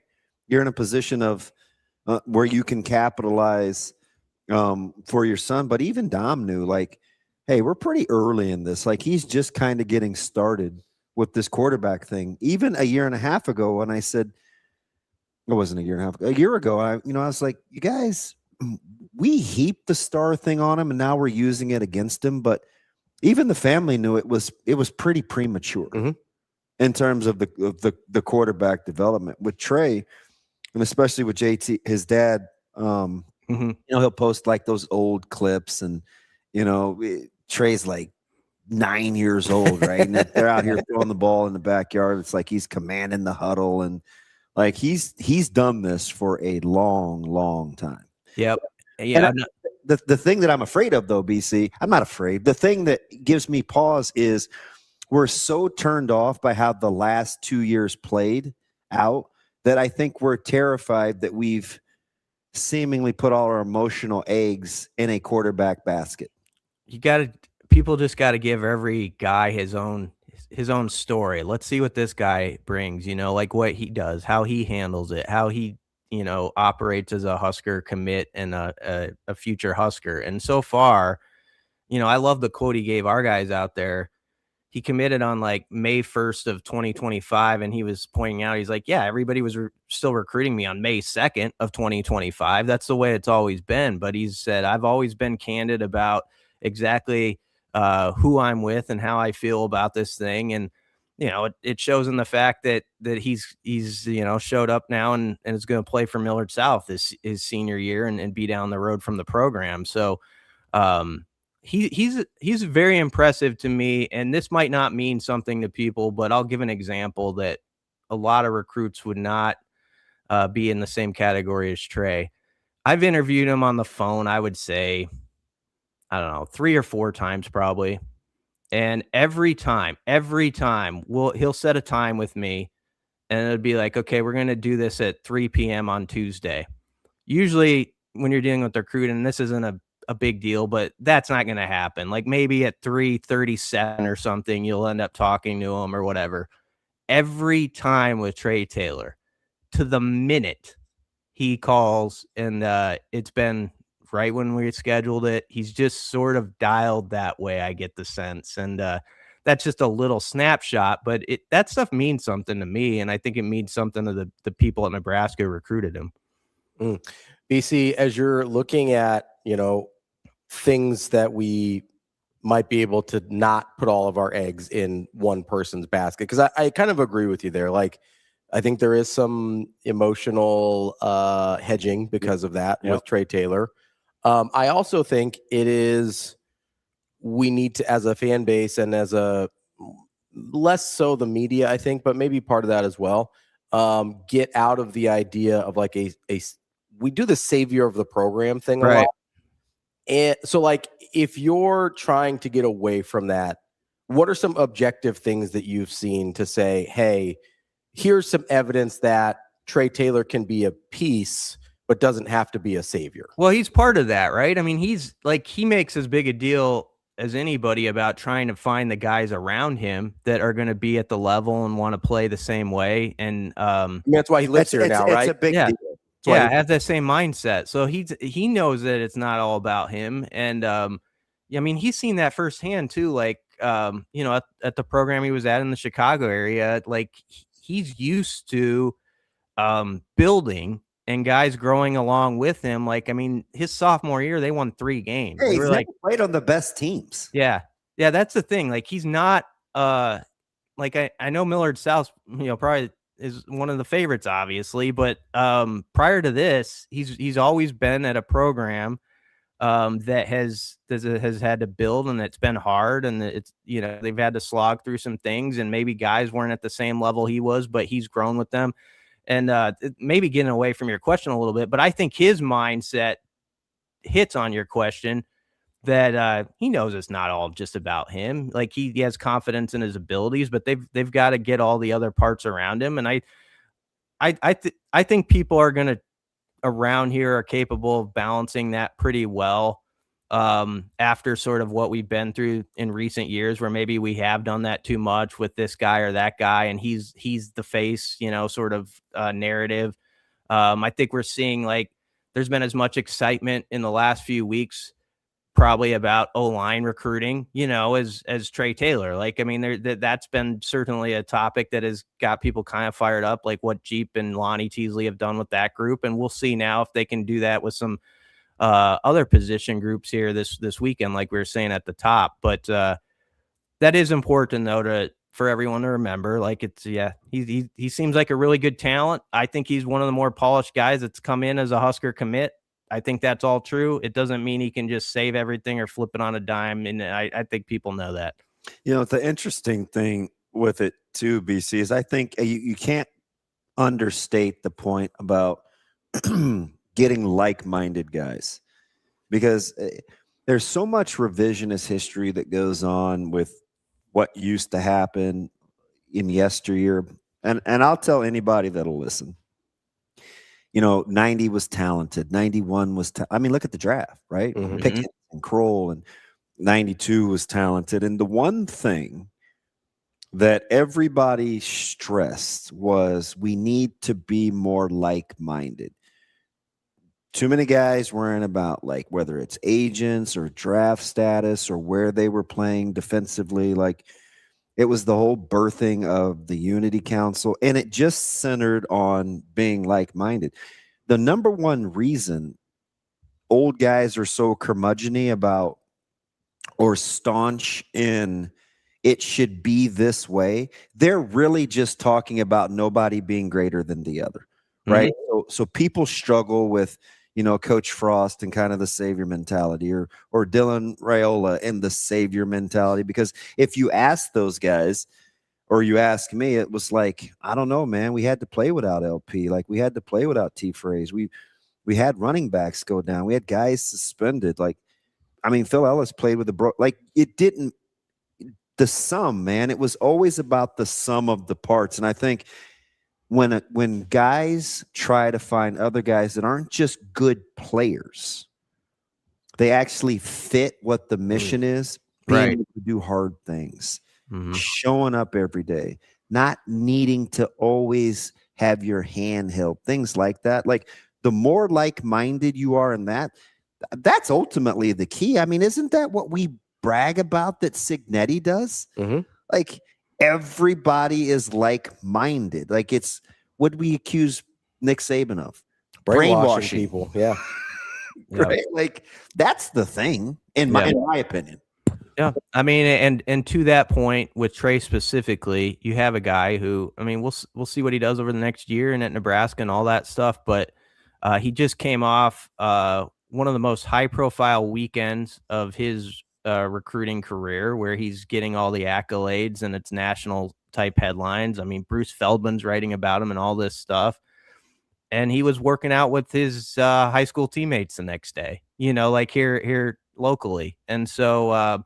Like, I think if you can find too the guy who even I agree with you totally, but if there is a narrative with some of this guy's the face or this guy's whatever, if that guy's built like what you're talking about, where he doesn't see it that way and he just has this like-minded working mission about how he does his stuff, I think that goes so far too, because guys are like, okay, he's yes, he gets the headlines and stuff, but he's not a guy who just acts like that or pats himself on the back. And when it's time to ball, he balls, or when it's time to, run sprints, he's going to be the first one. And so I get the sense Trae's kind of like that. So we'll see. But that is you nailed it with your explanation there. That's right. I just clearly remember, right? Like the 92 class gets all the accolades, but it was Abdul, it was Troy Dumas, it was Dwayne Harris. Like those guys, TV, they'd say, hey, look, man, like this stuff is over. Like we're not doing this anymore. Like this is how it's going to be. We're about winning. Like, and I'm just telling you, like it worked. Right. Like, it was easy to, and I hope at some point, T-Phrase will sit down and kind of share. It was really humbling, I think, early for him. Right, kind of struggled with the heat. Some guys made fun of him for being, the poster boy, and they worked vehemently to get it out of him. Like it wasn't always rainbows and butterflies, man. And this dude, he persevered. Like some of the linemen would like tease him a little bit when he would take a knee and he'd be in the grass, and they had to put the wet towel around him because.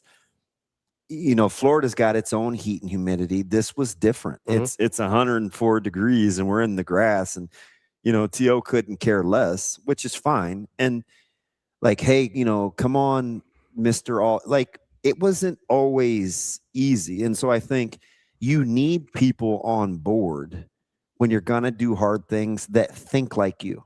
It doesn't matter how talented they are. It's right. It just boils down to if you want to be on the same page. And at some point, you're just going to be sick of losing. Yeah. Right? When you're sick enough of losing where you'll do whatever it takes, then you at least give yourself a chance. But you got to be sick of it first. Yep. My read is this staff is trying, if you were to make a list of top priorities, I think what you're talking about is like, it feels like it's right at the top of their list of like that certain sort of mentality of a player. Like, start with that. Like, are we recruiting or looking in the portal for the type of guys who want exactly what you're talking about and are willing to buy into that thought process to try to build this thing up to where everybody wants it? And so I really feel like that's their pursuit of how they're trying to build this roster now. And we'll see what the results are. Of course, that's what speaks the loudest, but it does seem like, at least when you look at the recruits, like they're in on, or the portal guys that they've got, there's a certain mindset that matters as much to them as even what shows up on film, although the latter obviously is hugely important. Yeah, I like his mentality in terms of, never played on the best teams. I don't know. It just seems like winning is pretty important. Like that's just where you got to start. Yeah, absolutely. I mean, that's what he said in the interview. He wants to win a state championship, and I know there's other people across the state, good players that want it too from other programs, and so there's a guy sitting across from you. Exactly. So I mean, and then I think he would want it that way. Like he wants to come here and have it be tough, and so no, but yeah, that he does, I feel like, have that mindset where winning is the most important thing, and that's where it's got to start. That's our guy, Brian Christopherson, Husker 24/7. BC, appreciate the time as always. We will talk to you next week. All right, thanks a lot, guys. Thanks, B. That's Brian Christopherson, Husker 24/7. We'll be right back with Andy Kendeigh from KETV. That's DBM Ravi Lulla. That's Hurrdat Sports Live.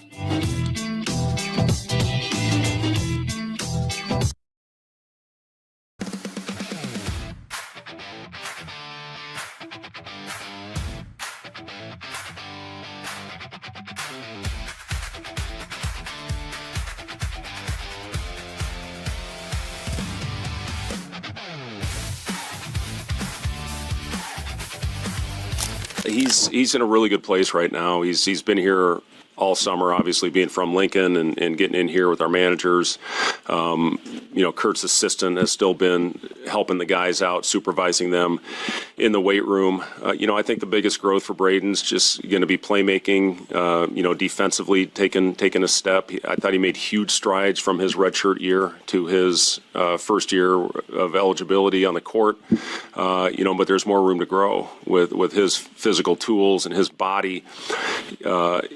He should be able to be a lockdown defender. And, when you look at what teams are doing now and at the highest level, everybody's can guard pretty much. The guys that sometimes maybe score 40 a game aren't quite the defenders as some of those other guys, but, you got to be able to guard at that level. So, that's something that, Braden, Connor, Price, all those guys, still have room to grow in it. And, listen, we have to make up for some pretty good defenders with Jamarcus, with Sam. Rink was the anchor. He was a really good pick and roll defender for us. So, again, we think that we've got some guys that can fill those shoes, but you never truly know until they get out there. But, Braden, I think he'd tell you he's got a lot of room to grow. That's the thing about a guy that's as athletic as he is, that has as high a ceiling as he does.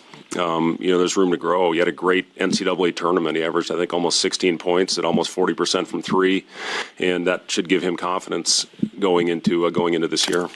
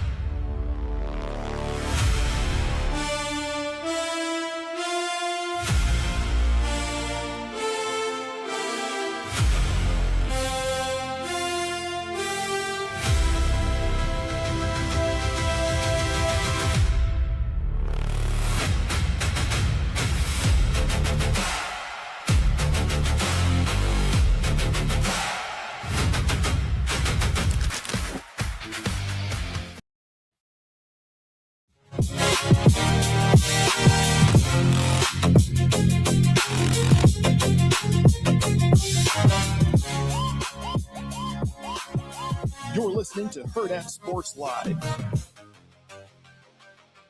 Welcome back, Hurrdat Sports Live. That's DBM Ravi Lulla here at Hurrdat Sports HQ. We are joined now by Andy Kendeigh from KETV. AK, what's going on, buddy? How we doing?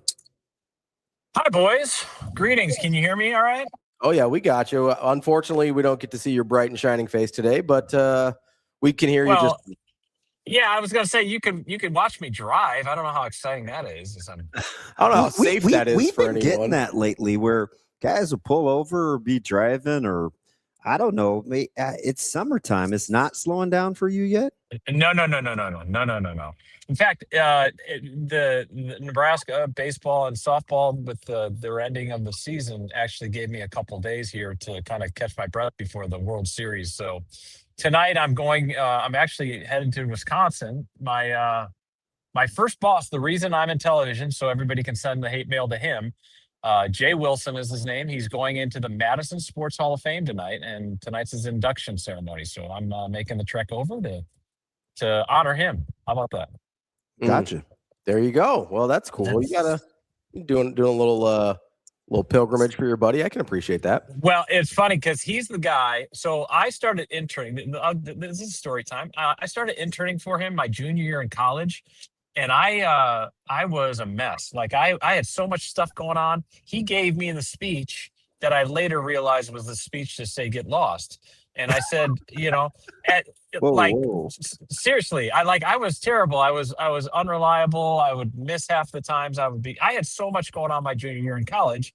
And he was like, we're going to give other people opportunities. I think you got a bright future, but I think, maybe look elsewhere for, just some tutelage type of thing. And I said, I'll do everything. I'll do anything in the summer, whatever.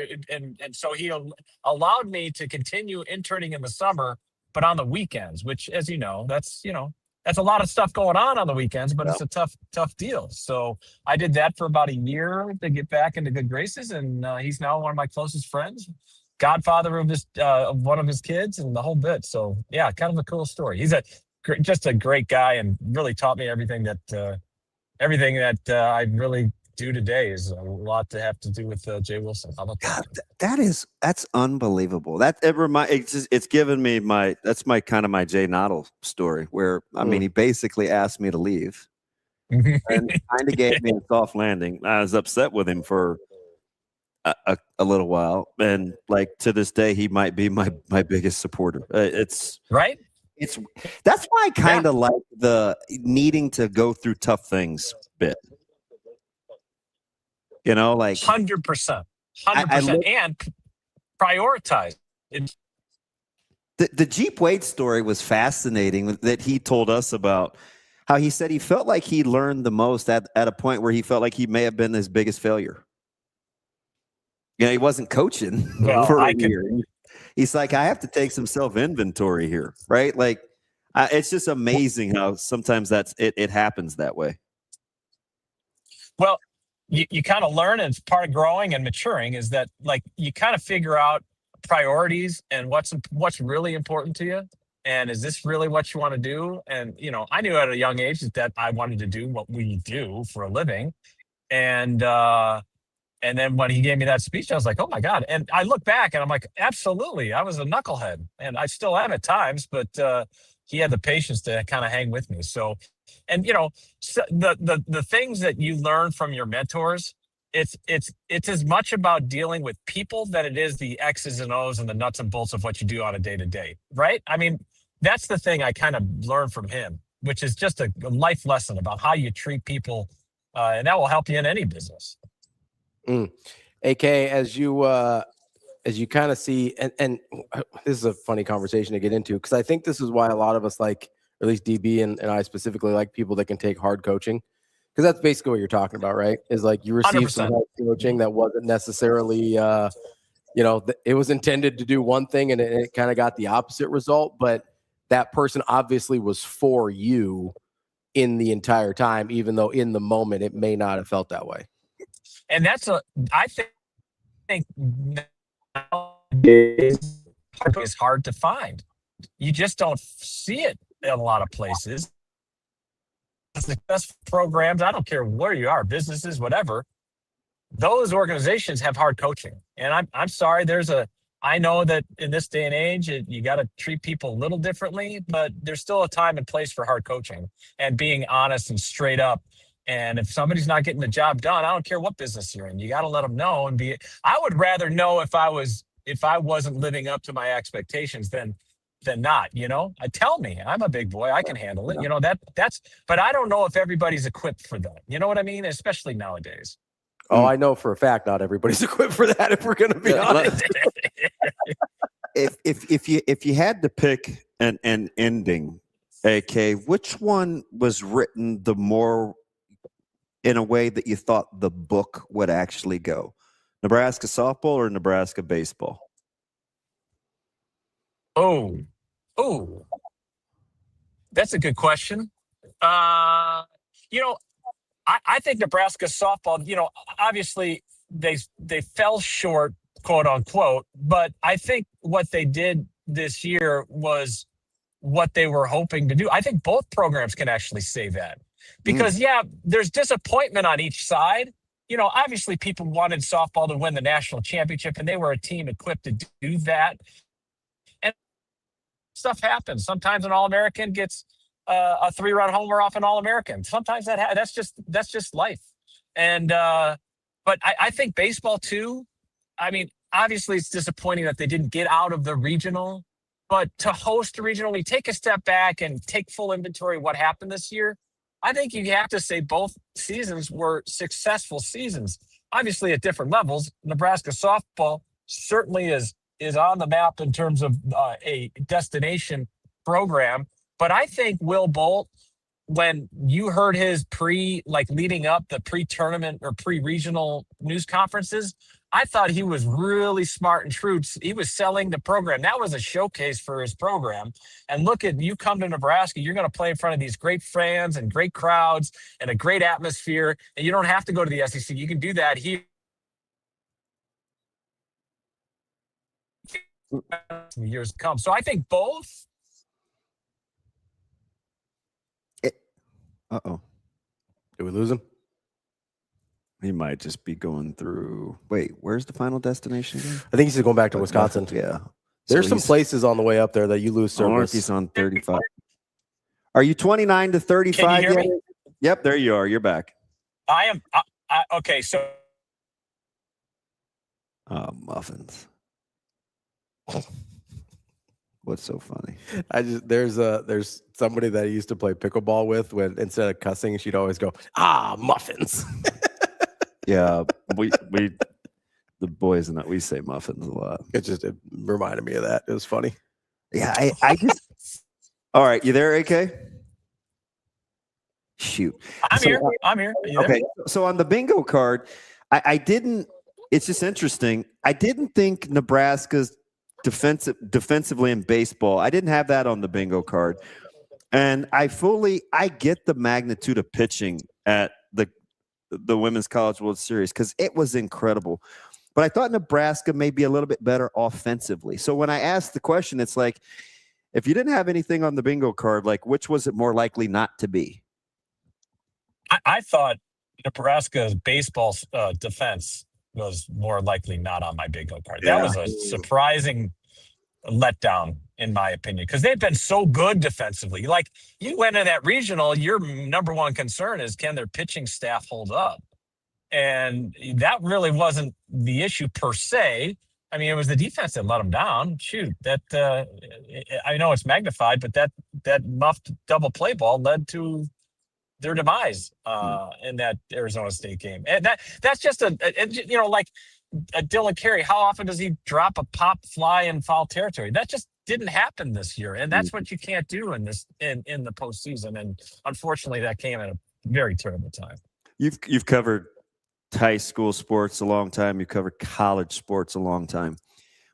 With degrees of intensity, and dare I say almost even like vitriol is probably too strong a word, but there's definitely some disdain. Where does softball rank for you?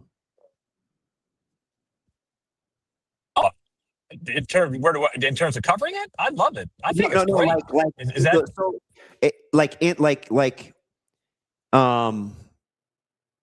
Intensity, like not ill will. Yeah. Like where does softball rank for you? I in terms of sports and comparing sports. Sports.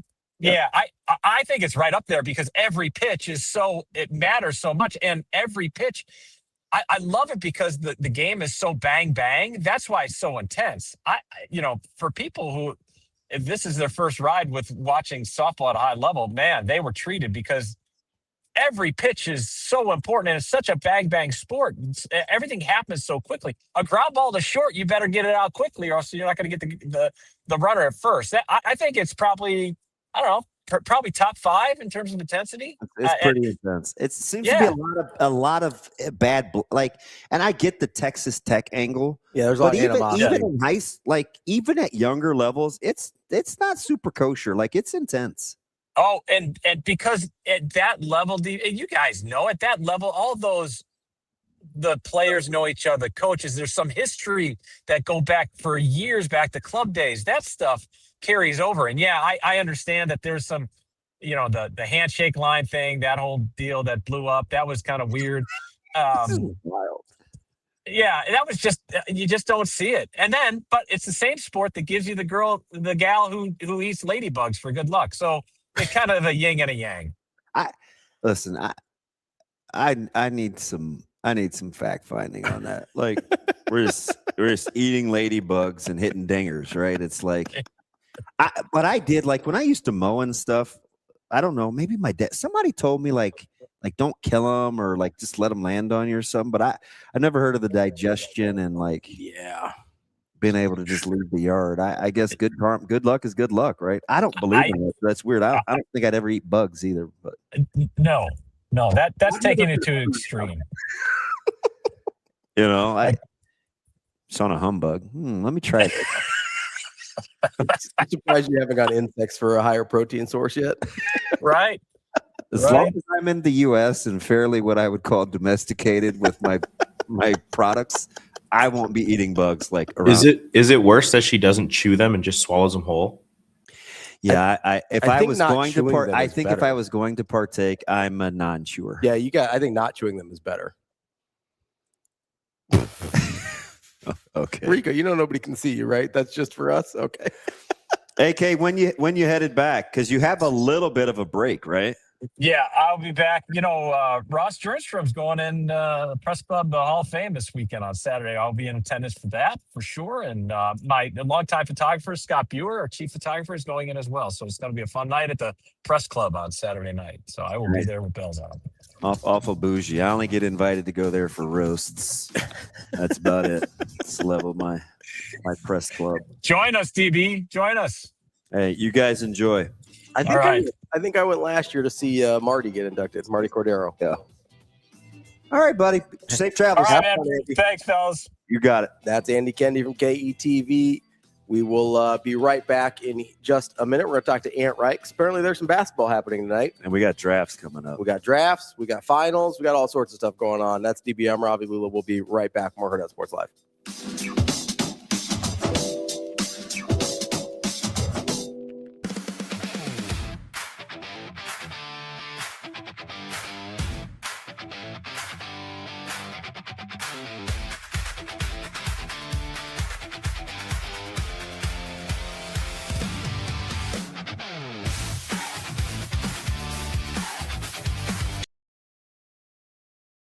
Journey has been, not what I expected, obviously, starting out at OU and then transferring back home to Nebraska and getting hurt and all of that. But one thing that we talked about in the locker room, somebody said, Jordy, thank you for coming home and changing this program. And I said, I didn't come home and change this program. No one person can do that. It was the girls who were already here that absolutely bought into what this program could do. It was all of the transfers that we had coming in with the goal of knowing what this program could do. And it was everybody the last 3 years putting in their work to make this team what it was this year. And so, God's fingerprints were all over this team. It was all over my story, all over my career.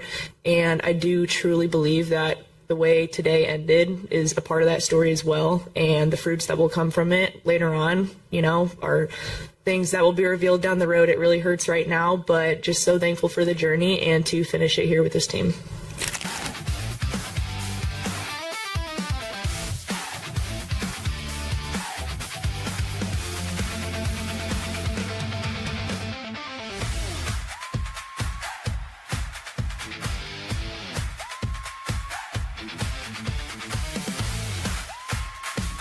Connor, we've been able to work with Connor because he is in his rehab, still in the rehab portion of his whatever the hell I'm trying to say, Amy. But he's recovery. There you go. It's my first time back too, but he's in a good place. He's shooting the ball well. He's starting to cut and do some things. I don't think he's going to have restrictions. We're going to go through the medicals with him early next week and see where we are, but he should be out there with no restrictions. And then again, once we start going live, we're just going to keep an eye on him. Again, we're going to take it slow with Connor, make sure he's 100%, so this thing doesn't continue to be a lingering issue. But he's passed all the tests, and he still still has a little bit of soreness as he goes on with his workouts, but he's in a good place. And then Price coming back from the hernia surgery. I think you all saw he got engaged. Love is in the air in Husker basketball right now. So, but he's in a good spot. He's going to get 4 workouts in this week, and then hopefully not have any restrictions once we get started up on Thursday next week.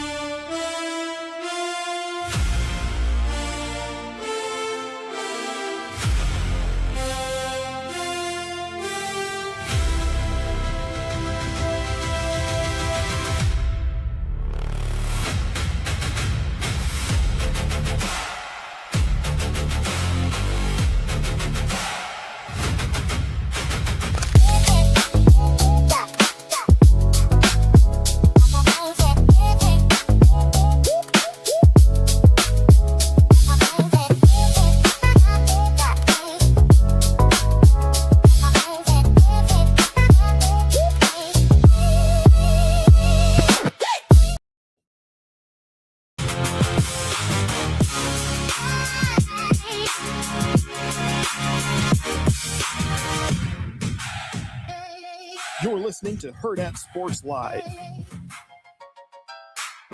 Welcome back, Hurrdat Sports Live, presented by Next Gen Mail Medical. That's DD. I'm Ravi Lulla here at Hurrdat Sports HQ. We are joined now by Ant Wright to talk all things basketball. Ant, how are we doing this morning?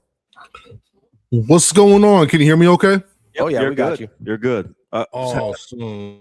How are we doing with the fatherhood and making a breakfast? And is everything good there? No, he might not be able to hear us. Everything is good. We had Chick Fil-A today. Okay. Chick Fil-A doesn't do syrup, so nothing sticky going on. She's got her first little medium. She's got her first medium fruit bowl, and then when she comes over to ask me for something else to eat, I've already got the large fruit bowl right here ready. There you go. Do y'all have Chick-fil-A's out there in the Midwest? Yeah, we do, and they are yours packed every day too. Well, I like that. They give you the good. Yeah, and like you have to drive around it 3 times just to make sure that you really want it. Yeah, Midwesterners go hard for Chick-fil-A, Ant. It's so good. You have some funny, like real life principles, and I know you're kind of being funny, but they're true. Like, who hasn't driven around Chick-fil-A multiple times? Like, do I want to stay? That's just how the drive-through is set up. That's how the drive-through is set up. You have to like drive all around it, and then you gotta kind of enter it, and then drive past the people who have already locked in their order. Then you get in line.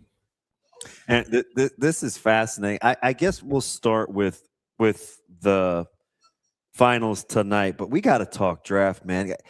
Following you on social media for so long, I was joking with you the other day. You don't keep receipts just for tax purposes. You keep receipts because a lot of guys have had some bad takes that you just haven't forgotten about when it comes to assessing talent, right? I remember everything. I remember everything. Brandon, yes, that is the move. Just know that I do a mobile order as well. So you can't just go there and just order. Like, that's weird. You gotta get your points.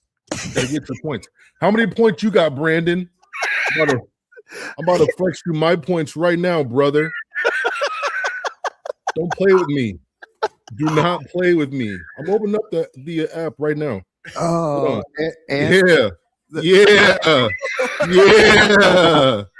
You know what I could give for free, Brandon? everything on the menu for free. 2,500 points for a full meal, brother. Oh shoot! Yeah, I know you like to interact with our chat, but be careful of Jimmy the Greek. He's off to a slow start. Comprehension is tough. He likes to be kind of funny. And he thinks he's funny. You can just put him on ignore if you want to. Comprehension is tough this morning. This is an all-inclusive segment. All right, where are we starting? It's not Brunson and the rest of the Knicks. If we start with the Knicks, is it like they're better than just Brunson? He gets a ton of the headlines. Yeah, like you got Mikal Bridges, you got like Cat and all those things. I do think the whole Cat Wemby, like that front court matchup is gonna be a lot of fun for me. It's gonna be a lot of fun. A heater too. The what now? That's on a little bit of a heater too. Yeah. So like you're gonna bring Wemby out, and are the net guards gonna be able to take advantage when Wemby's out? But the problem with Wemby, he could contest a three and block a shot at the rim at the same time. Like the dude is Slender Man, so and he moves so quick, right? He's got like a 12-foot, 10 million inch wingspan. So like you got to keep him moving, and you got to be rough with him a little bit, because I don't think his conditioning is as good as people think it is. You got to keep him engaged at all times on both sides of the court. He doesn't play a ton of minutes, and I get the frame and wanting to keep him, healthy, but he still does. He still only plays 29 minutes a game. Yeah. So 29 minutes, and you want to make sure that he is moving during those 29. So in his final 3 or 4 minutes, he's in the fourth quarter, he's not able to be as efficient. He's not able to do what he needs to do to close these games out. You saw that against the Thunder early, right? That overtime game, the way that he was able to take over down the stretch. If they were going at him more in the first half or more in that third quarter, does he have the juice, right, to take the Spurs over the hump and steal that game? Because if they don't, we're talking Thunder Knicks, not Spurs Knicks, in my opinion. I didn't think we would. I don't think anybody saw Chet basically waving the white flag in that series, though. That was a tough look. Yeah, that was a tough look. I've been. Hey, listen, hold on, time out. Can we pause? Sure. What's on your mind? I'm not going to keep disrespecting my Chick Fil-A points, bro. That's crazy. Do y'all have kids? I could feed my daughter like $8 worth of food, of breakfast, and she's good till like 4 o'clock. Oh my god! Like, do y'all not know how amazing that is? Points dude. I am like on the premium tier Chick-fil-A list, because I go there for breakfast and I get her everything she needs, and we're good to go. 10 points per dollar. Yeah, bro. Like 10 points. Wait a minute. 3,300. That's only like $300. That's not terrible. That's listen. You act like I haven't used any of them points. I use points too, so it's more than that. Don't mess with me. I'm at the point now where it's like a $6 order for like 2 big things of fruit. I get her some hash browns. She's good, right? It look elite though. I mean, there were mandarins, there were strawberries. I saw there strawberries. Look at that. Oranges. There's some apples in there. Blueberries. She be going to town. The Chick-fil-A fruit cups are elite. Yes, and there's like juice at the bottom, so she don't even need a drink. The breakfast burritos are fire. You put the spicy chicken in there. I'm gonna need you to knock it off, Rico. I'm trying to get to your Knicks. You're encouraging this behavior from my man. Me and Ant are on the same page right now. That breakfast hits. Listen, so good. I knew he knew what he was talking about when he dropped Kava a couple of weeks ago. Like, that's all I needed to hear. I'm like, we're good. You got to know how to feed your fam on a budget. You know who else has a really good breakfast if you want to have like a real nice Sunday breakfast, if you go to church, I'm sorry for offending you, but we're a family that me and the wife get 2 days to sleep in. Well, one, because Walker has basketball at 8 a.m. on Saturdays, but Cracker Barrel breakfast, catering, you could get eggs, bacon, pancakes. They have this like hash brown casserole. You could go in and pick it up for like $45. And you could feed your whole fam. I didn't put you in Cracker Barrel on my bingo card.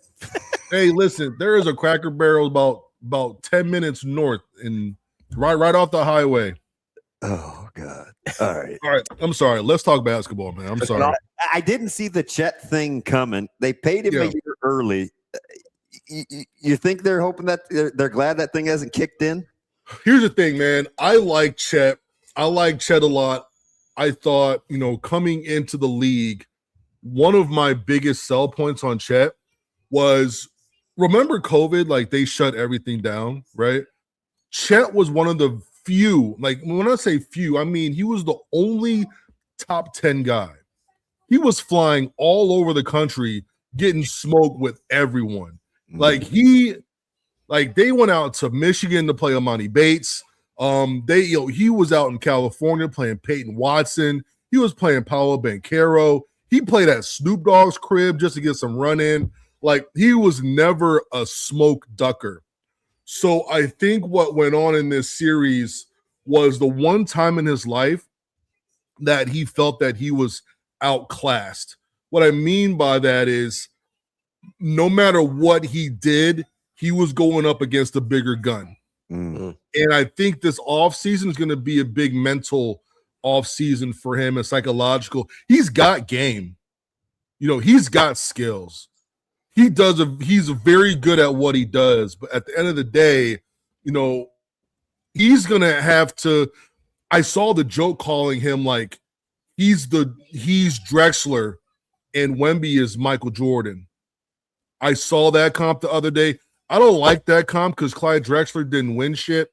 So I'm gonna comp like him to like a Joe Dumars, where he already won a championship, but it's 1990. You know what I mean? Yeah. Like but he's gonna still have to find a way to get over that because he's still super young. But yeah, man, I do think it's a bit much, the narrative right now. It's a bit much going really hard at him, and I'm not sure what that's about. I feel like some people have been waiting for him to kind of slip so they can sound off on him. You know how media goes. Yeah. But I'm rooting for the kid for sure. Hope he bounces back. I think he'll be okay. And this coming year is going to be really interesting. But it did at like the worst time. Here you go. Yep. At the worst. Bye. At the worst time, that could have happened to me because the contract and the money and how much money and that part's tough. And that's always a really tough conversation. And I don't know, man. I don't know. I feel bad for him, honestly. I've got 2 Chet follow-up questions, and then we can move on to everything else. We're gonna let Chet dominate. No, I have questions for Ant. Like, how much of the narrative do you think has to do with the kind of U19 matchup in the World Championships between Wemby and Chet, where obviously Chet won, but Wemby kind of got him there too? Or am I giving too much people credit there? Chet had a good game too in that matchup. So. And they won the medal, and Wemby was very emotional, all those things. I just think Wemby's just an emotional person where he doesn't hide his stuff. I think you saw that at the end of the WCF. I do think it is for the media, it adds a nice agenda, talking point, whatever. But there is also a rivalry there that comes pre-NBA. But one thing that people don't realize is most of these guys have played against each other since forever. Forever. They played against each other since forever. So Like first time I saw Mike Conley, I was 12 years old. The first time I saw OJ Mayo, 12 years old. You know, first time I saw a lot of these guys, like I was in, you know, middle school, elementary school, and you see and play these same guys all throughout your life. But now there's a microscope on it because of the platform and like what's at stake and all those things. But he shit the bed. But he's got to figure that out. Oh, go ahead. Last one, real quick.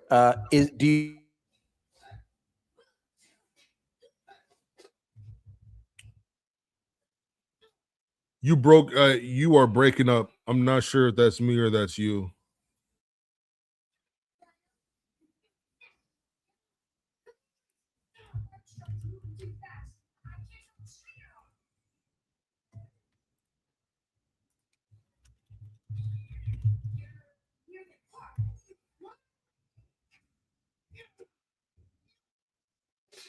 That's them.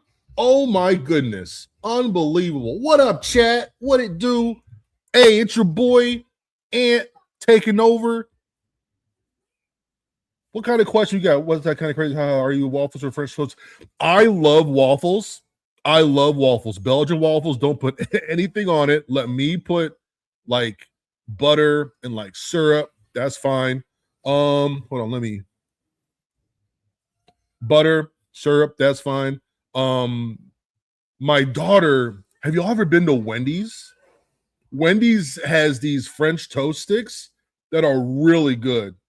You can get like 4 for like $2 or $3. Check it out. It's really good. And top NBA duo of all time. You got to go. Come on. You got to go D Wade and Antoine Walker. Come on. We need a top 3 fast food places for both breakfast. Chick Fil-A. I'm a snob, so Starbucks is up there. Starbucks for sure. And you know, like McDonald's gets a bad rap, but I gotta go Mickey D's. Gotta go Mickey D's. There's not a Hardee's around here, Wyatt. There's not a Hardee's around here. Asian. What part of Asia are you from?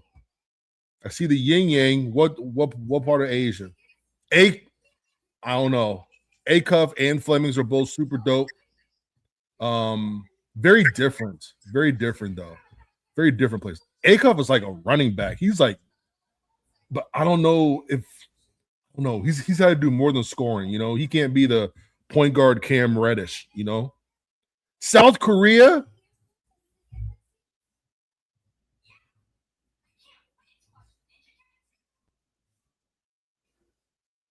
Did they mute me? Can y'all hear me still? Can you hear me? Can you hear me? I don't know if they I don't know. I'm not sure. You can hear us? Did you turn the mics on? You can hear me? Okay. Southern Korea? Is that like Southern North Korea or is that Southern South Korea? And can you hear us now? Dog, we were having fun over here. Oh, my bad. No, that's what I'm laughing at. By the way, Asian Wyatt, South Korean, if that helps you at all. South Korea, I am huge on South Korea. Oh my gosh. Culture. Huge. I love I South just got Korea. One question. So remember the very first time we had you on? We had talked on DMs and you didn't know you were live. You're like, oh, I thought we were pre-recording. And I said, Ant, this show is crazy. Anything goes. It's probably a little more different than you're used to. And he was like, oh, bet. Let's go. I had no idea the next three were going to go the way that they're going. This is incredible. I appreciate you holding the door while our internet got fixed. It's all good. You know, I said this it's a little bit different of a show. No, it's all good. I love it. All right, so I was gonna let me ask my question here now that Just we're back. say, hey, will they acquire Giannis? Yeah, like you think there's any chance that they're like, hey, San Antonio's getting better. Chet didn't cut it. We're going to get Giannis.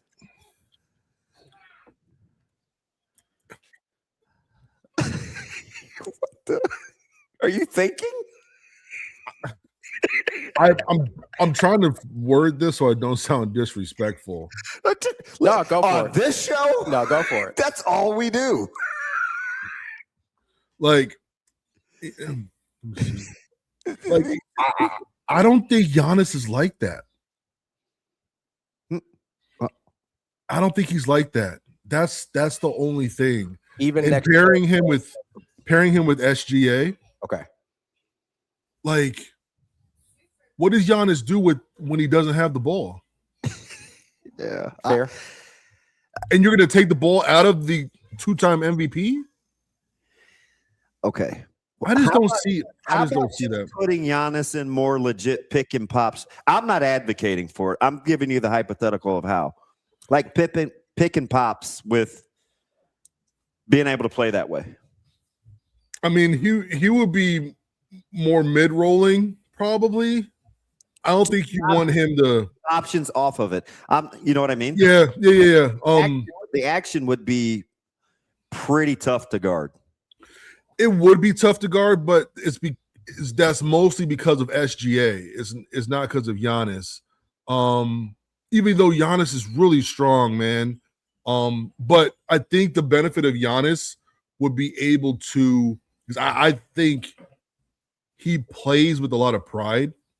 I think defensively, you would love that matchup for him against someone like Wemby, right? But are you just going to keep making all these trades and moves because of Wemby, or is this a situation where the OKC Thunder just lost the series? Well, I think they had the advantages. They didn't have Jalen Williams. I just don't think you make these crazy changes and go for somebody like that and gut everything that you've built just because this series went 7. Let me ask you something, Ant. How do you think San Antonio's pulling off stylistically being able to play with Harper and Fox at the same time? I mean, they're really hard to guard. I mean, they're just tough guys to guard. I mean, just like on the ball, and they're just unselfish and they're quick. And then you have Fox, who's like, he's kind of veteraning up, where he's not just like this lightning player, right? He does play with more finesse and more savvy. And then you have like Stephon Castle right there with them. But you get away with a lot when you have Wembanyama around you. You could have a lot more funky lineups. You could play certain guys together who really probably wouldn't gel if their center was a normal person. But no, man, it comes down to chemistry, man. It comes down to chemistry, and they have really good on-court chemistry right now. And that's a young group too. I mean, I don't know. Scary times. Scary times. I was listening to Windhorst yesterday, and he said general managers and coaches around the league are already saying to themselves, there's nothing you can do with Wemby. He's like Shaq sans the worried about water and like just the raw power. Like you can't really just deal with him. Early. I do think, I don't know. I do think that there is I do think that we've seen, I wouldn't call him Shaq, because Shaq, you just physically could not stick with him, just like Zach Edey, right? You just physically just had a hard time dealing with it. When it comes to Wemby, he's not going to physically overwhelm you. He's going to get you with his length. To mitigate a lot of that length, you need someone strong, big, who can really, really move. Like, he was having issues with I'm gonna get his name wrong. Murray Broyles, CMB. Colin, kid from South Carolina. Yeah. Oh, okay. Yeah, kid from South Carolina. Like, he did a decent job on Wemby. That's the body type that's going to have to do it. That guy who's between 6'7", 6'10", can really move. That's why, like, I can't wait to see someone like. Does Mitchell Robinson move well enough? No, I don't think so. Because he sure will be physical. He's going to have at least one or two pretty hard fouls. Yes. Yeah. I think he's gonna have to do a lot of his work early. Make Wemby catch it out 25, 26 feet, and then make him a jump shooter. Like, make him shoot threes, make him shoot a bunch of running jump shots. When Wemby gets in the paint, when he touches it, he could just lay it in. Because he's just so big, so long. So I don't know. It's tough. It's definitely tough. Oh no.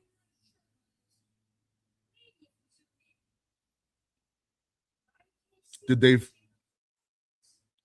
I freeze this time?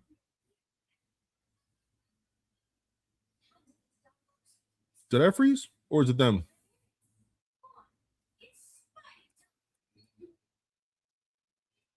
Oh, round 2? Oh, man. Oh, no. Okay. All right.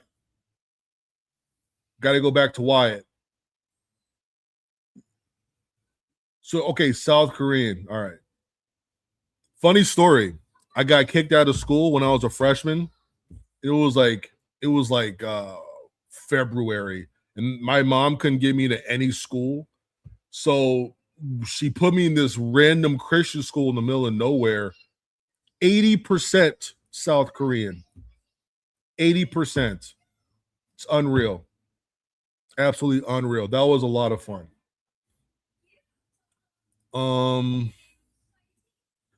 Do I dive into any college recruiting or AAU? Absolutely. Absolutely. Yes. I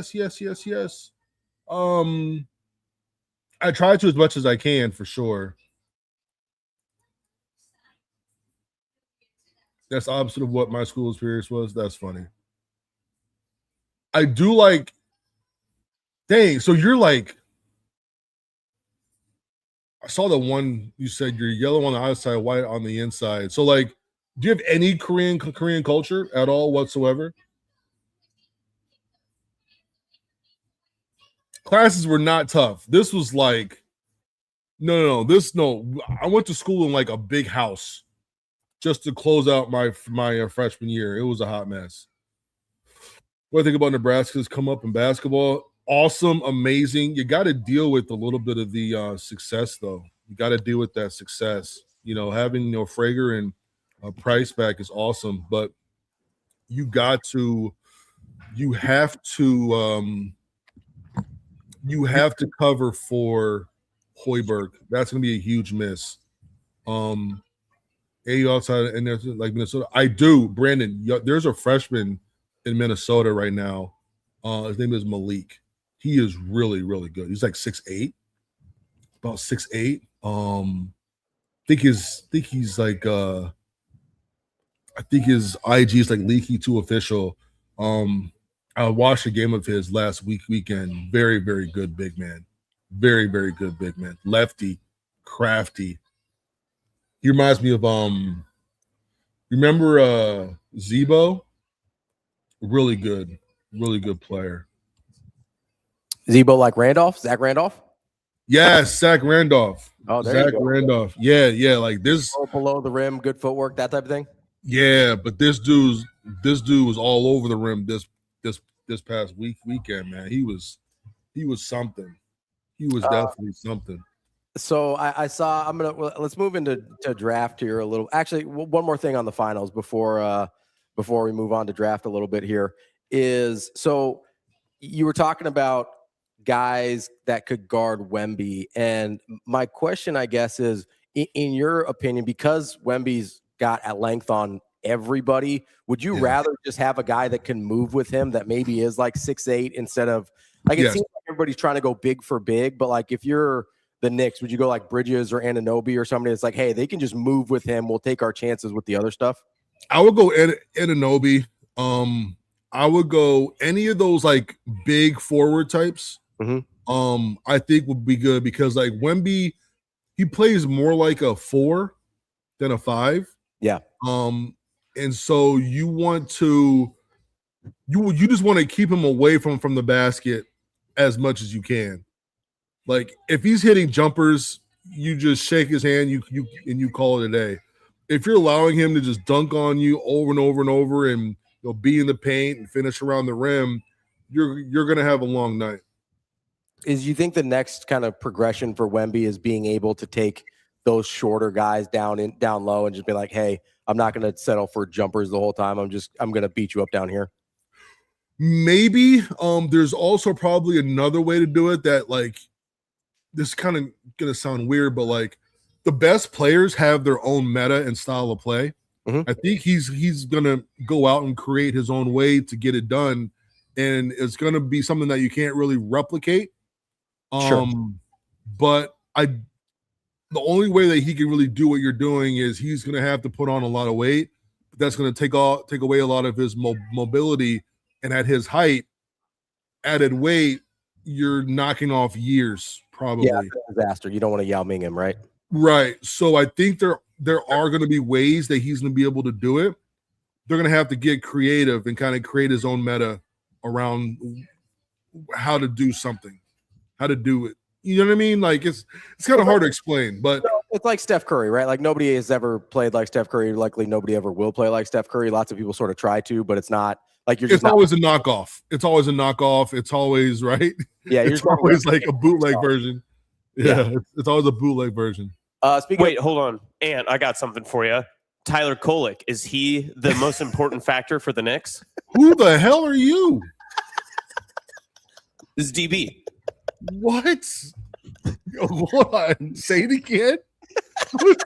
Tyler Kolek, sharpshooter for the Knicks. I'm like, is the contrast to my computer? DB had to go coach. So this is one of our producers, Austin, sitting in. All right. You let you recalibrate here for a second. Rewind. Okay, go. Sorry. Go ahead. Tyler Kolek, how important is he for this game? Tyler Kolek? I mean, you don't have to answer that. That's not a serious question. Yeah, I mean, I'm like, man, what should I say? Like, I'm trying to give you something, but he's played in like 6 games in the playoffs. No, how important is the one white man that might see the court? Yeah. No, Malik played for Team Halley this past weekend, not D1 Minnesota. You talking about cheap knockoffs? I saw you quote tweet an evaluation of Ament from Tennessee, and some people are asking the Kevin Durant question, which apparently we do with every guy that's tall, skinny, and can score even a little bit. Yeah.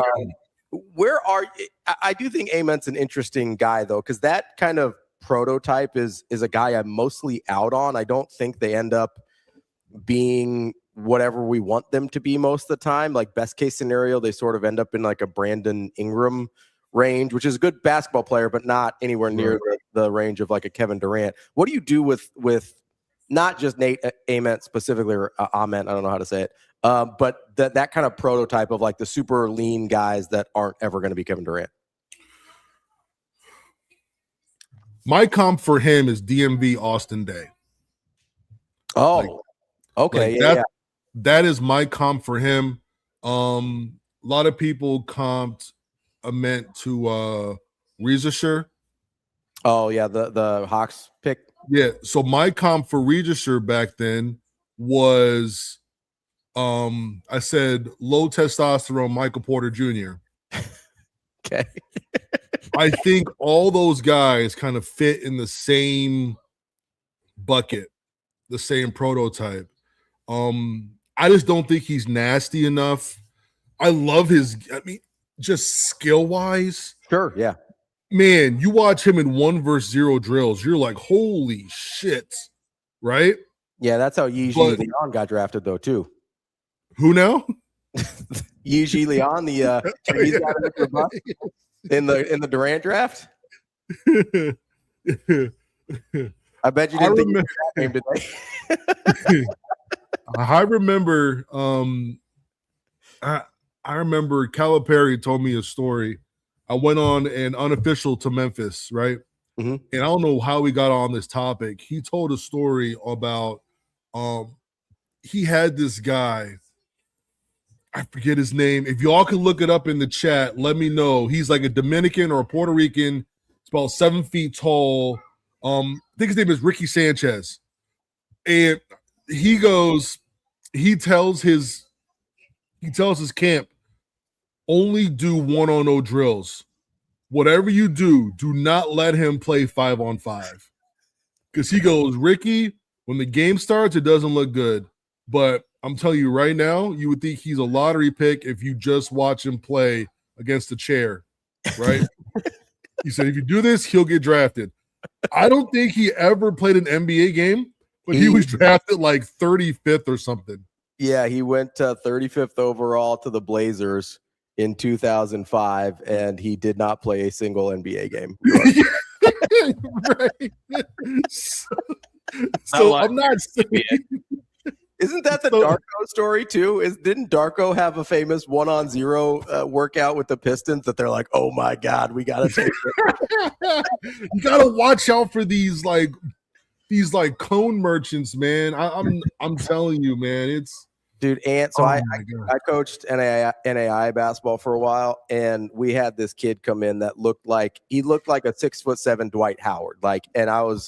We saw this. We had him come in for a workout. He's running up and down the floor. He's built like an Adonis. Like he's yamming in drills. Like he's just going crazy. And I'm like, oh my God, we're gonna win a national championship. We got this dude into 3-on-3 drills and like couldn't catch the ball. Like I was like, God damn it, what are we? Like that's the maddest I've ever been. Because I was like, full ride this kid. We will find the money, whatever. And then it was just like, I can't even play him. That's how it goes. You gotta watch out. You gotta watch out for these cone merchants, man. It's dude, it's hard out here. I'm 5'9". I could have guarded him. It was that bad. I believe you. It was that bad. Just absolutely brutal. All right. Before we let you go here, is there anybody in the draft that you are just enamored with that is maybe like a little bit further down the line?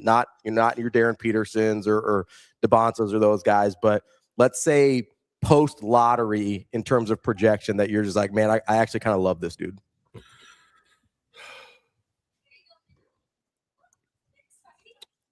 Probably, yeah.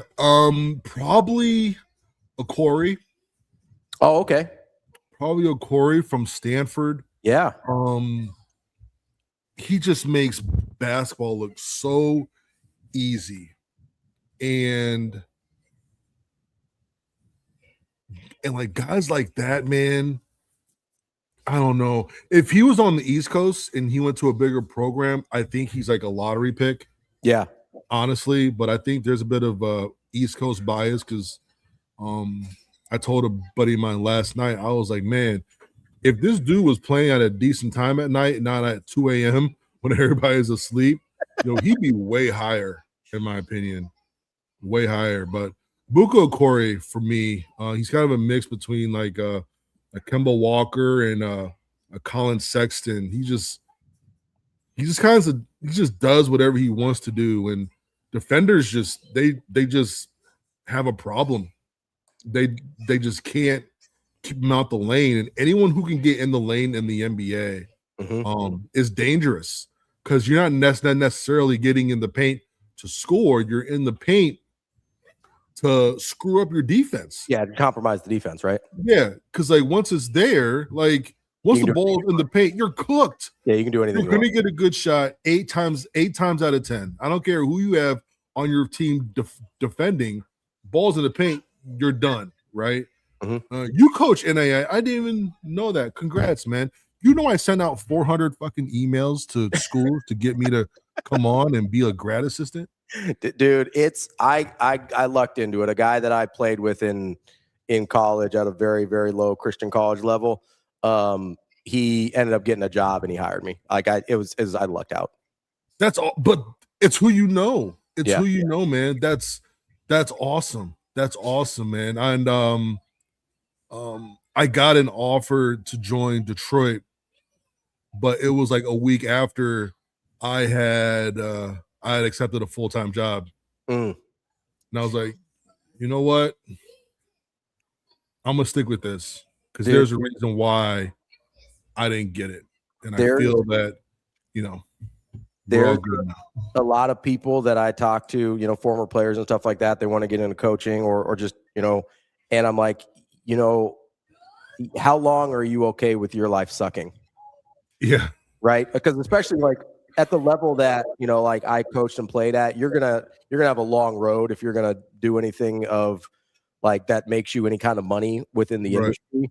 And that's true of even people that played at higher levels, right? Where you've got maybe a little bit of an easier path based on network.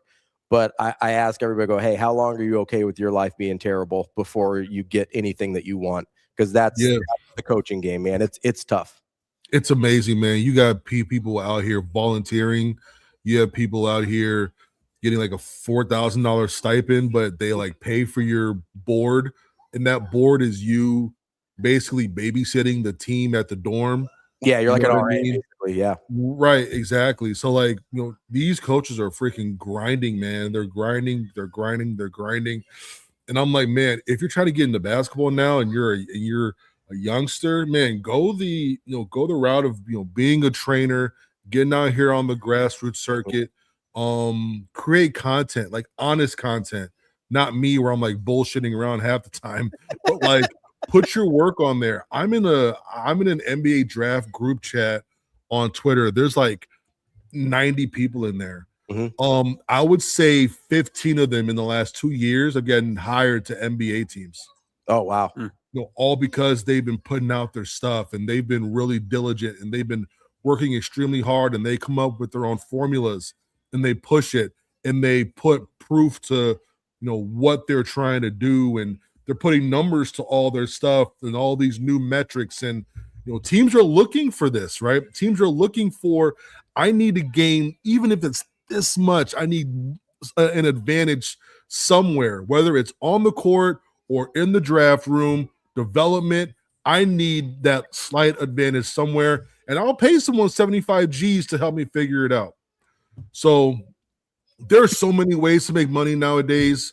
And, it's like, I tell my kids all the time, like, my son is 6. I've already got an Instagram for him. He's got almost 100 followers on there. I'm like, look, I'm trying to grow this. So in like 12 years, when you're allowed to be on there too, I want you to have your own brand, kid.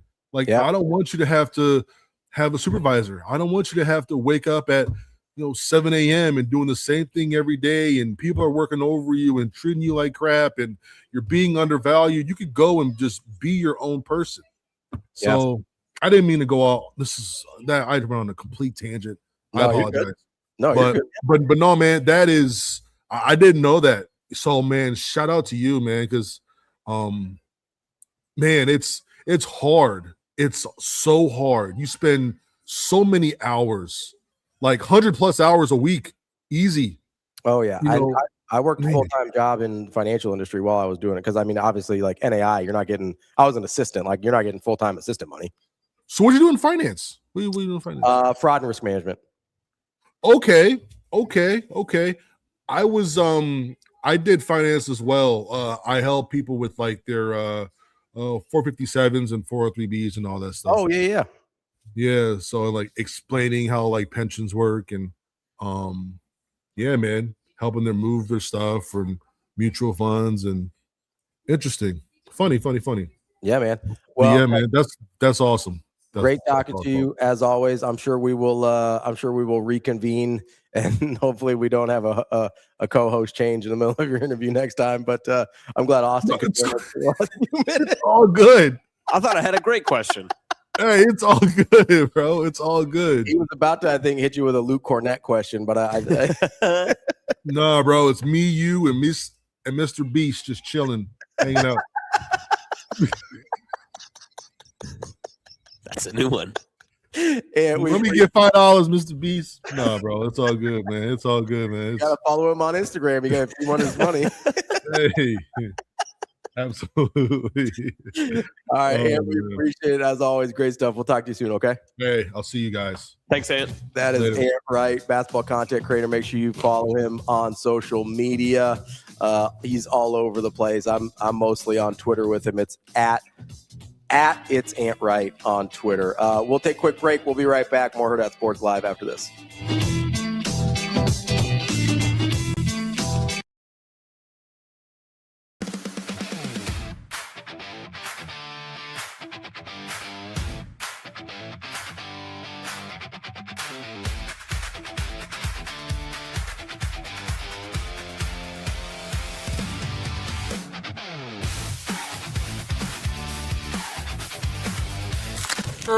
I would just say the whole journey has been, I mean, not what I expected, obviously, starting out at OU and then transferring back home to Nebraska and getting hurt and all of that. But one thing that we talked about in the locker room, somebody said, Jordy, thank you for coming home and changing this program. And I said, I didn't come home and change this program. No one person can do that. It was the girls who were already here that absolutely bought into what this program could do. It was all of the transfers that we had coming in with the goal of knowing what this program could do. And it was everybody the last 3 years putting in their work to make this team what it was this year. And so, yeah, God's fingerprints were all over this team. It was all over my story, all over my career. And I do truly believe that the way today ended is a part of that story as well. And the fruits that will come from it later on, are things that will be revealed down the road. It really hurts right now, but just so thankful for the journey and to finish it here with this team.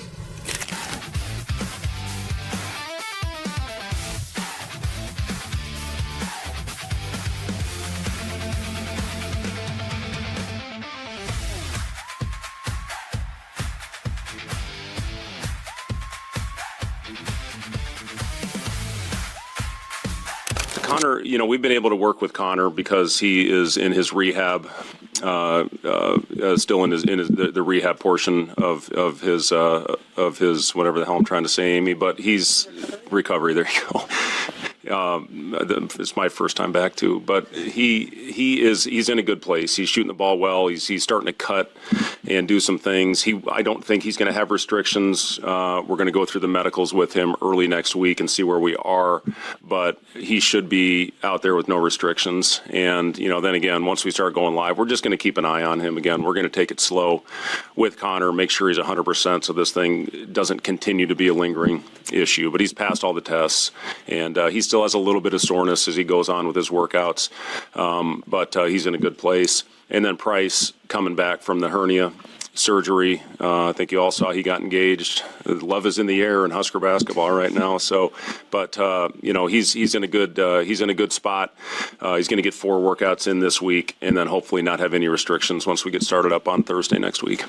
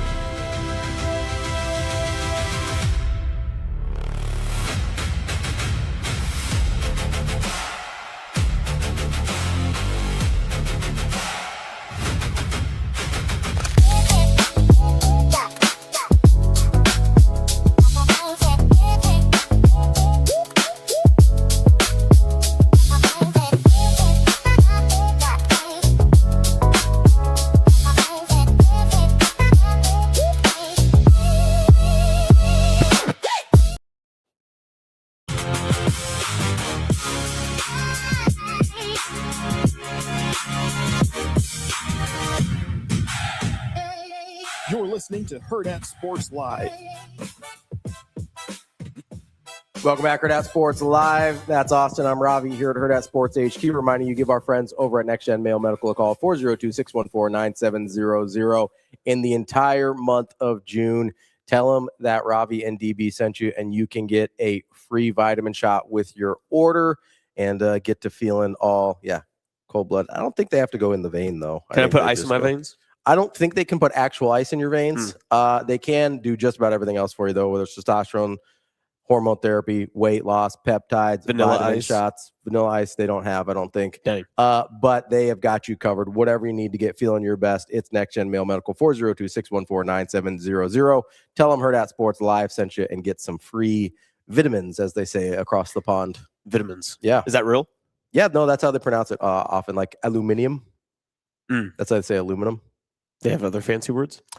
Aubergine. What? I believe that is that eggplant, I think, is aubergine. I don't like that. Yes. Yeah.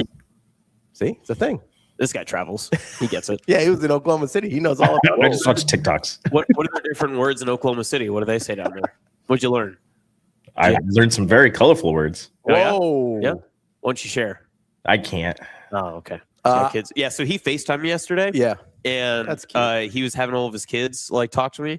And I was trying so hard not to cuss. And I almost let one slip too. And I looked at him and he looked back at me. And I was like, I'm sorry, man. You're the one who FaceTimed me. That's it. Yeah. You could have. It's fine. They have, my brother-in-law does all the time. And we're just like, language. And he's like, yeah, it's fine. I'm like, yeah, you're right. We don't cuss in front of our kids. But if other people do, whatever. Can I be your brother-in-law? No. Okay. Gotta ask. Fair question. Yeah. No, there was one time when my brother's oldest kid was young. She was like in the back seat. He came to pick me up for something, and she was in the back seat in her car seat or whatever. I didn't realize she was in there. And so I come in, I get in the car, and I'm just like, I mean, you know how it is sometimes when we get off the air and like, Yeah. kind of I start spouting off a little bit. When the internet goes down. Yeah. Yeah, that's yes, accurate. And he's like, hey man, easy. And I'm like, what? And he like just kind of nods at the backseat. I was like, and then I dropped another one. Cause like, oh, bleep. I was like, oh, my bad. See, that's the one that always catches you, is the one where you're like, oh, I shouldn't have said that. But then you have to let like one more go just to get it out. Or he'll like, there's a couple times when he called me when he first had kids and they were starting to figure out how to talk and stuff. And I would start and I'd just start talking. I'd let one fly or whatever. And it'd be like, oh, yeah, you're on speakerphone. And I was like, that's a before the conversation starts piece of information that you need to. I'm not a speakerphone person if you don't want people to hear certain things. Do you want my biggest speakerphone mishap? I would love to. I was in college, and one of my friends at the time called me, and it was like a Saturday morning, whatever. So, we had the Friday night activities, whatever. And I go, hey, man, pretty early for you. What do you need? And he was like, oh, just what you're doing for the day, plan for whatever, whatever. And I go, oh, yeah? I was like, what are you up to? Why are you whispering? And he was like, oh, I might have had a sleepover sort of thing. And I was like, which one'd you go home with? All this stuff. I was on speaker. She was in the room. I may have said some things that were not very nice. Different version of me. Very different. He's now married to her. Oh, good for them. I was invited to the wedding. Can't look her in the eyes. Can't do it. I'm like, what a beautiful day you had. You need to know what you said. Wyatt says my kids have heard some things while listening to the show on the way to daycare. I hope they weren't in the car when DB was trying to figure out what he didn't like about Stephon Castle. Dude, why men can't wax their eyebrows. Whenever I work from home, like the first hour of the show, I'm sitting on the floor with my laptop on the couch, and the kids are around me just doing whatever the kids are doing. So you guys are talking, and every once in a while I'm like, oh, I'm trying to lower the volume. I'm like, you didn't hear anything. That's fine. You should probably work with headphones in from home, if I'm being honest. Probably. Yeah. That's on you. Especially that first hour. That's on me. Yeah, the first hour. You know better. You've been doing this for long enough that right. This isn't your regular radio station. We get a little loose here. No radio here. Can't fool us. You too. Little goose on the loose. Listen, we're months away now. We're creeping towards it. We're zeroing in on the Pinnacle Bank Championship. We are creeping closer and closer to a Gary Java interview, and I've never been more excited.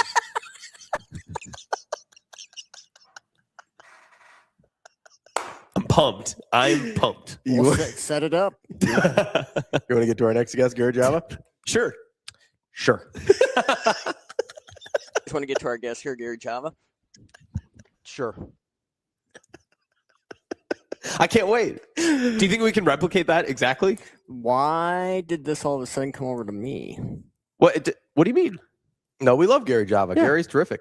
Great ambassador for the Pinnacle Bank Championship. Yeah. Great friend of the show. Which Shane? But the 1 year anniversary of it is what you're saying? Yes, we should. We should try to reschedule it for the 1 year. That'd be good. Exactly. Shane, we are in the same boat. I don't know if you saw earlier, but when Ant was talking like, different breakfast and all that other stuff. I didn't grow up in Western Nebraska, so I don't know what that had to do with anything, but anyway, I was just suggesting that you and me, we could rename ourselves to a dynamic duo for the show. We could be Cracker Barrel. So am I the barrel? Well, damn. Look at Shane's shy smile there. He loved that one. Proud of himself. He loved that So one. That was a proud of good one, himself. Shane.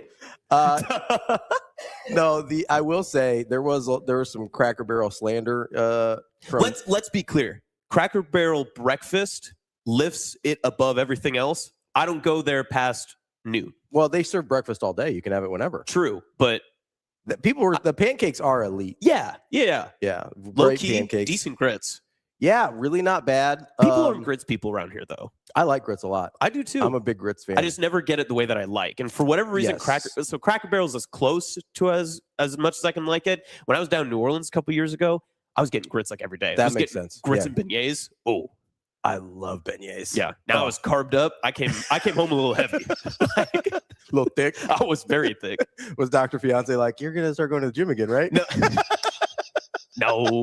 She was like, "Oh, welcome back." We were long distance at that time, so we were fine. Funky says 2 crackers and a barrel laughs. That's the podcast name. Yep. I was really hoping. You want me to name that right now? I was really hoping I would get to explain to because since he was talking to Wyatt a bunch about his history, I was really hoping I was going to get to explain to Ant about how Wyatt is South Korean, was adopted to America by a South Korean woman. That's incredible. That is incredible. That's actually a great story. Astronomical odds on Where's that. the 30 for 30 on that? I know. Where's the untold? What are the odds we can maybe prank's not the right word, but for one of our off week shows, we tell Ant it's live and then we start it pretending that we have internet issues and see how long he will go. Just doing the show himself. Just hosting the show for us. I think that could work. I think he would do. He clearly did really well. People love that. He did. I think we could get an hour out of him. Yeah.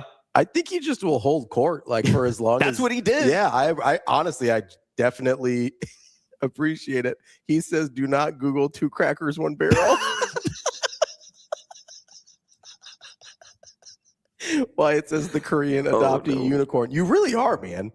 Like, you never hear about Asian babies being adopted in America by Asian people, right? It's always white people adopting Asian babies. No. Typically. Not with Wyatt though. Good on you. Yeah. Good for you, Wyatt. What a story. I'm just really proud of you. Just made it. Just made it somehow. We're happy for you, man. Just like the show today. Just barely made it. Somehow we made it through. What do you mean? Somehow we made it through. Oof. Shane is itching. You can tell Shane is itching to get that button pressed. I don't care. What do you want to do 10 more minutes, Shane? I think we should do 20, maybe a half hour. I feel like should we start a new topic right now? I feel like you didn't get enough run here in terms of your host time. No, so there'll be time. Sounds like I've been gone a full week. Austin didn't get to get enough host time in. Let's keep going. All right. What's on your mind right now, Rico? How you feeling? Just New York basketball. Ooh, should we all give Knicks picks? We should. Give Knicks picks. Okay. I like saying Knicks in 6. I don't know why. I was thinking about this on the drive-in. I think the series goes 6 either way, and I'm not really sure why. Like, I don't know why I'm convinced of that. So they've played, I believe, 7 times since Wemby's been there, and the home team has always won, aside from the one in Vegas when the Knicks won on a neutral site. So 3-3 and 1 neutral. Yeah. I think I'm going to go Spurs in 6. It's nothing against you. It's fine. I do think the Spurs are a little better. Wouldn't surprise me at all if the Knicks won. Would not surprise me at all. Can Knicks fans take over San Antonio like they did for the Eastern Conference? I don't think so. San Antonio. I think it's too far. Yeah. And San Antonio is pretty rabid. Yeah, and so that was the other part too, is that they had home court almost every single round, and clearly they took advantage of it. And in closeout games, they were phenomenal. The crowds were always there, but I mean, locale is a big part of that. Yeah, you're not getting that. Even if it was closer, you're not getting that with San Antonio's fan base. Like Spurs fans actually care. Yes, and Philly just gave up in theirs. Like they just did not show up in that. Yeah. No, the Knicks, swept their last two opponents. It's not going to happen this time. But I saw something that was funny, that if you swapped the rosters, it would be like, oh, the Knicks are too young and, it's not their time quite yet, where the Spurs are so veteran. Like if you take the Knicks starters and the Spurs starters, they're all so young for the Spurs, but everybody's just like, oh, well, they're amazing and they're doing this. And the Knicks like, well, I don't know if they're quite there, but they're the older team. They're the more experienced team. And then I saw another one where it said the Spurs have like double the finals games played, but the three players are like Harrison Barnes, Luke Cornett, and Kelly Olynyk. Those three, except for Luke Cornett, are not, like, the other two are not playing. Yeah, Barnes plays a little bit, but I don't think you want his finals experience. Speaking as a Warriors fan, that's going to work against you. He's like a career 13% shooter in the NBA Finals. God, I still hate him for it. I'm sure he's a lovely person. I will never forgive him. I think of him more as a Sacramento King, personally. I try not to remember the Warriors. He played like a Sacramento King while with the Warriors, so that was fun. He did. People forget OG Anunoby won a title. Mikal Bridges played in the finals with the Suns. OG was with Toronto, right? Yep. Yeah, he was on that 19 team. So I do think it's a really interesting dynamic because the Spurs are crazy young. I think they're the second youngest finals team ever. Ironically, the Oklahoma City last year was like the third or fourth youngest finals team ever. But I do think that dynamic's super interesting. I don't think it's an experience thing. It's just in terms of the develop. If the Knicks win, it's because the Spurs guards aren't developed enough yet. Mm-hmm. Like Castle in particular, we saw him struggle in the Western Conference Finals. Harper, I think, is further along, even though he's younger, but you just don't know how much of his game translates against better defensive guards. Not that Shea's not a good defensive guard, but the Knicks have really good defensive wings and guards that'll be able to deal with Harper. I don't trust Castle yet. Fox has never been in this situation.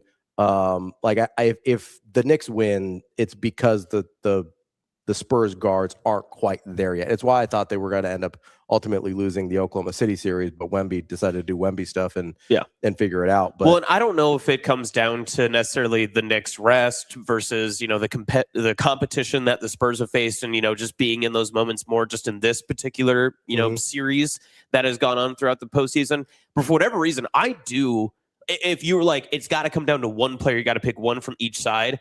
You're clearly picking Wembanyama and you're clearly picking Jalen Brunson, right? I mean, and I feel like you have to go Brunson there. Like that's where I would lean, just in terms of what we've seen over the past few seasons, what we've seen from this past year, the way that the Knicks have closed out games, the way that he's been able to take over in some of those closeout series.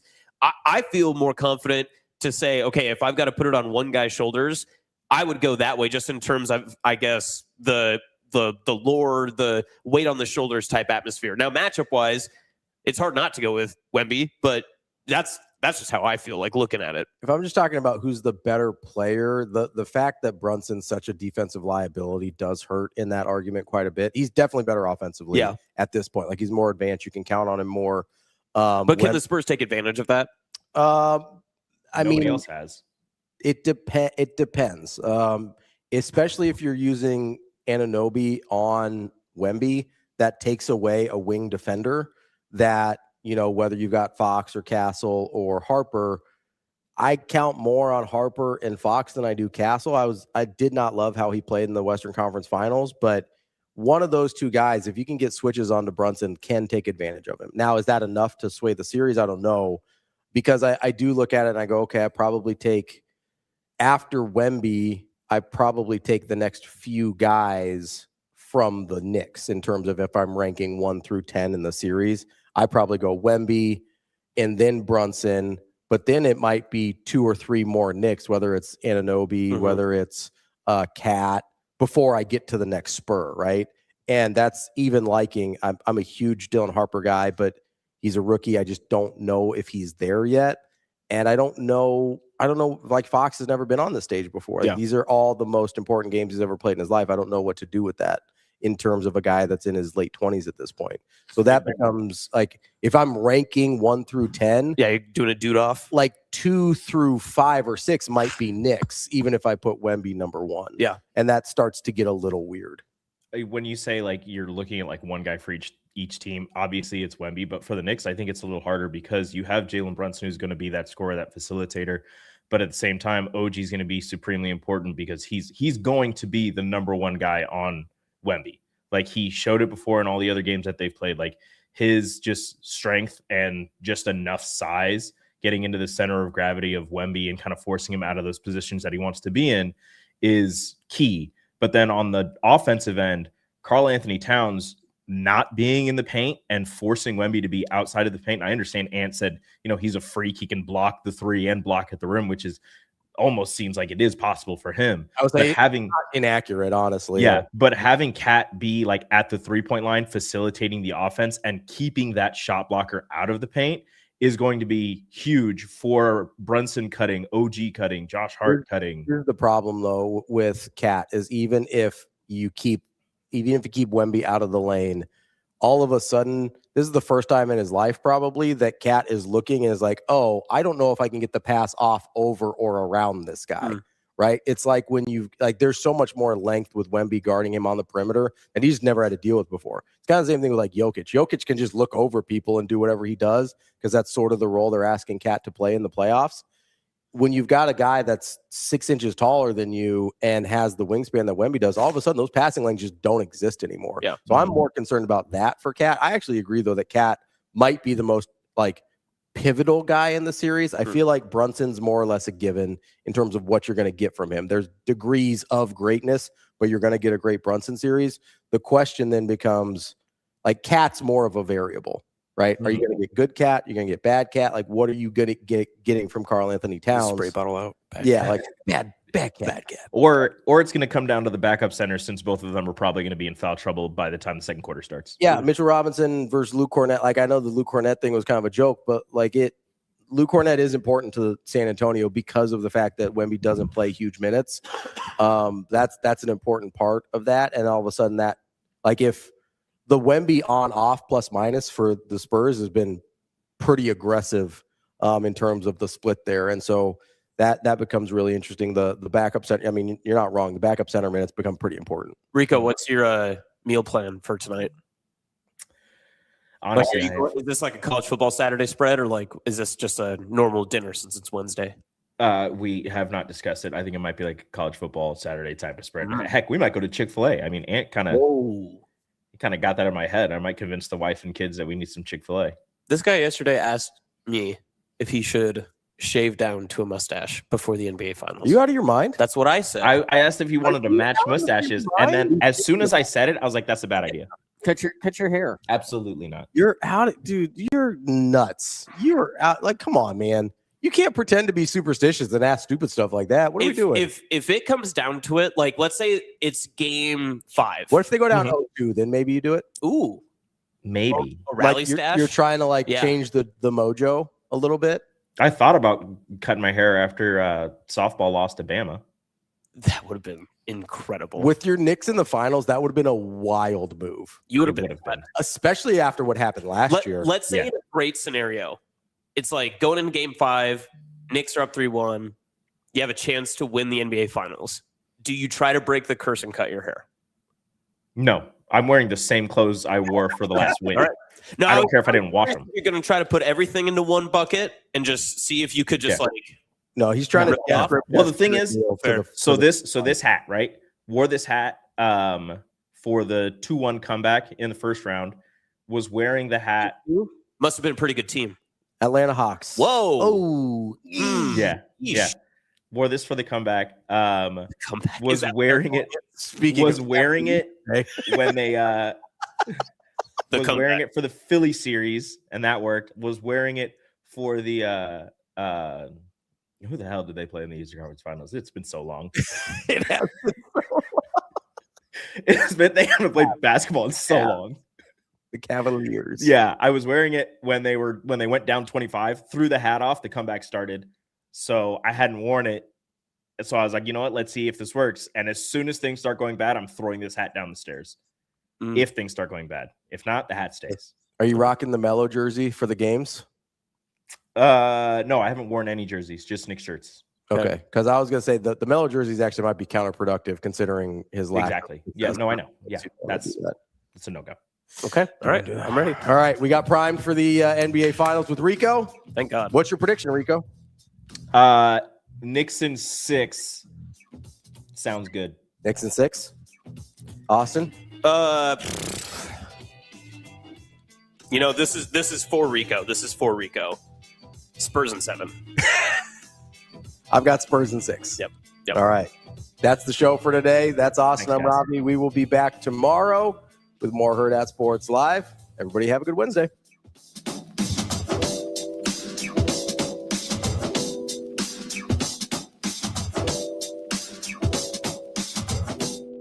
See you. Have a good day. Love you.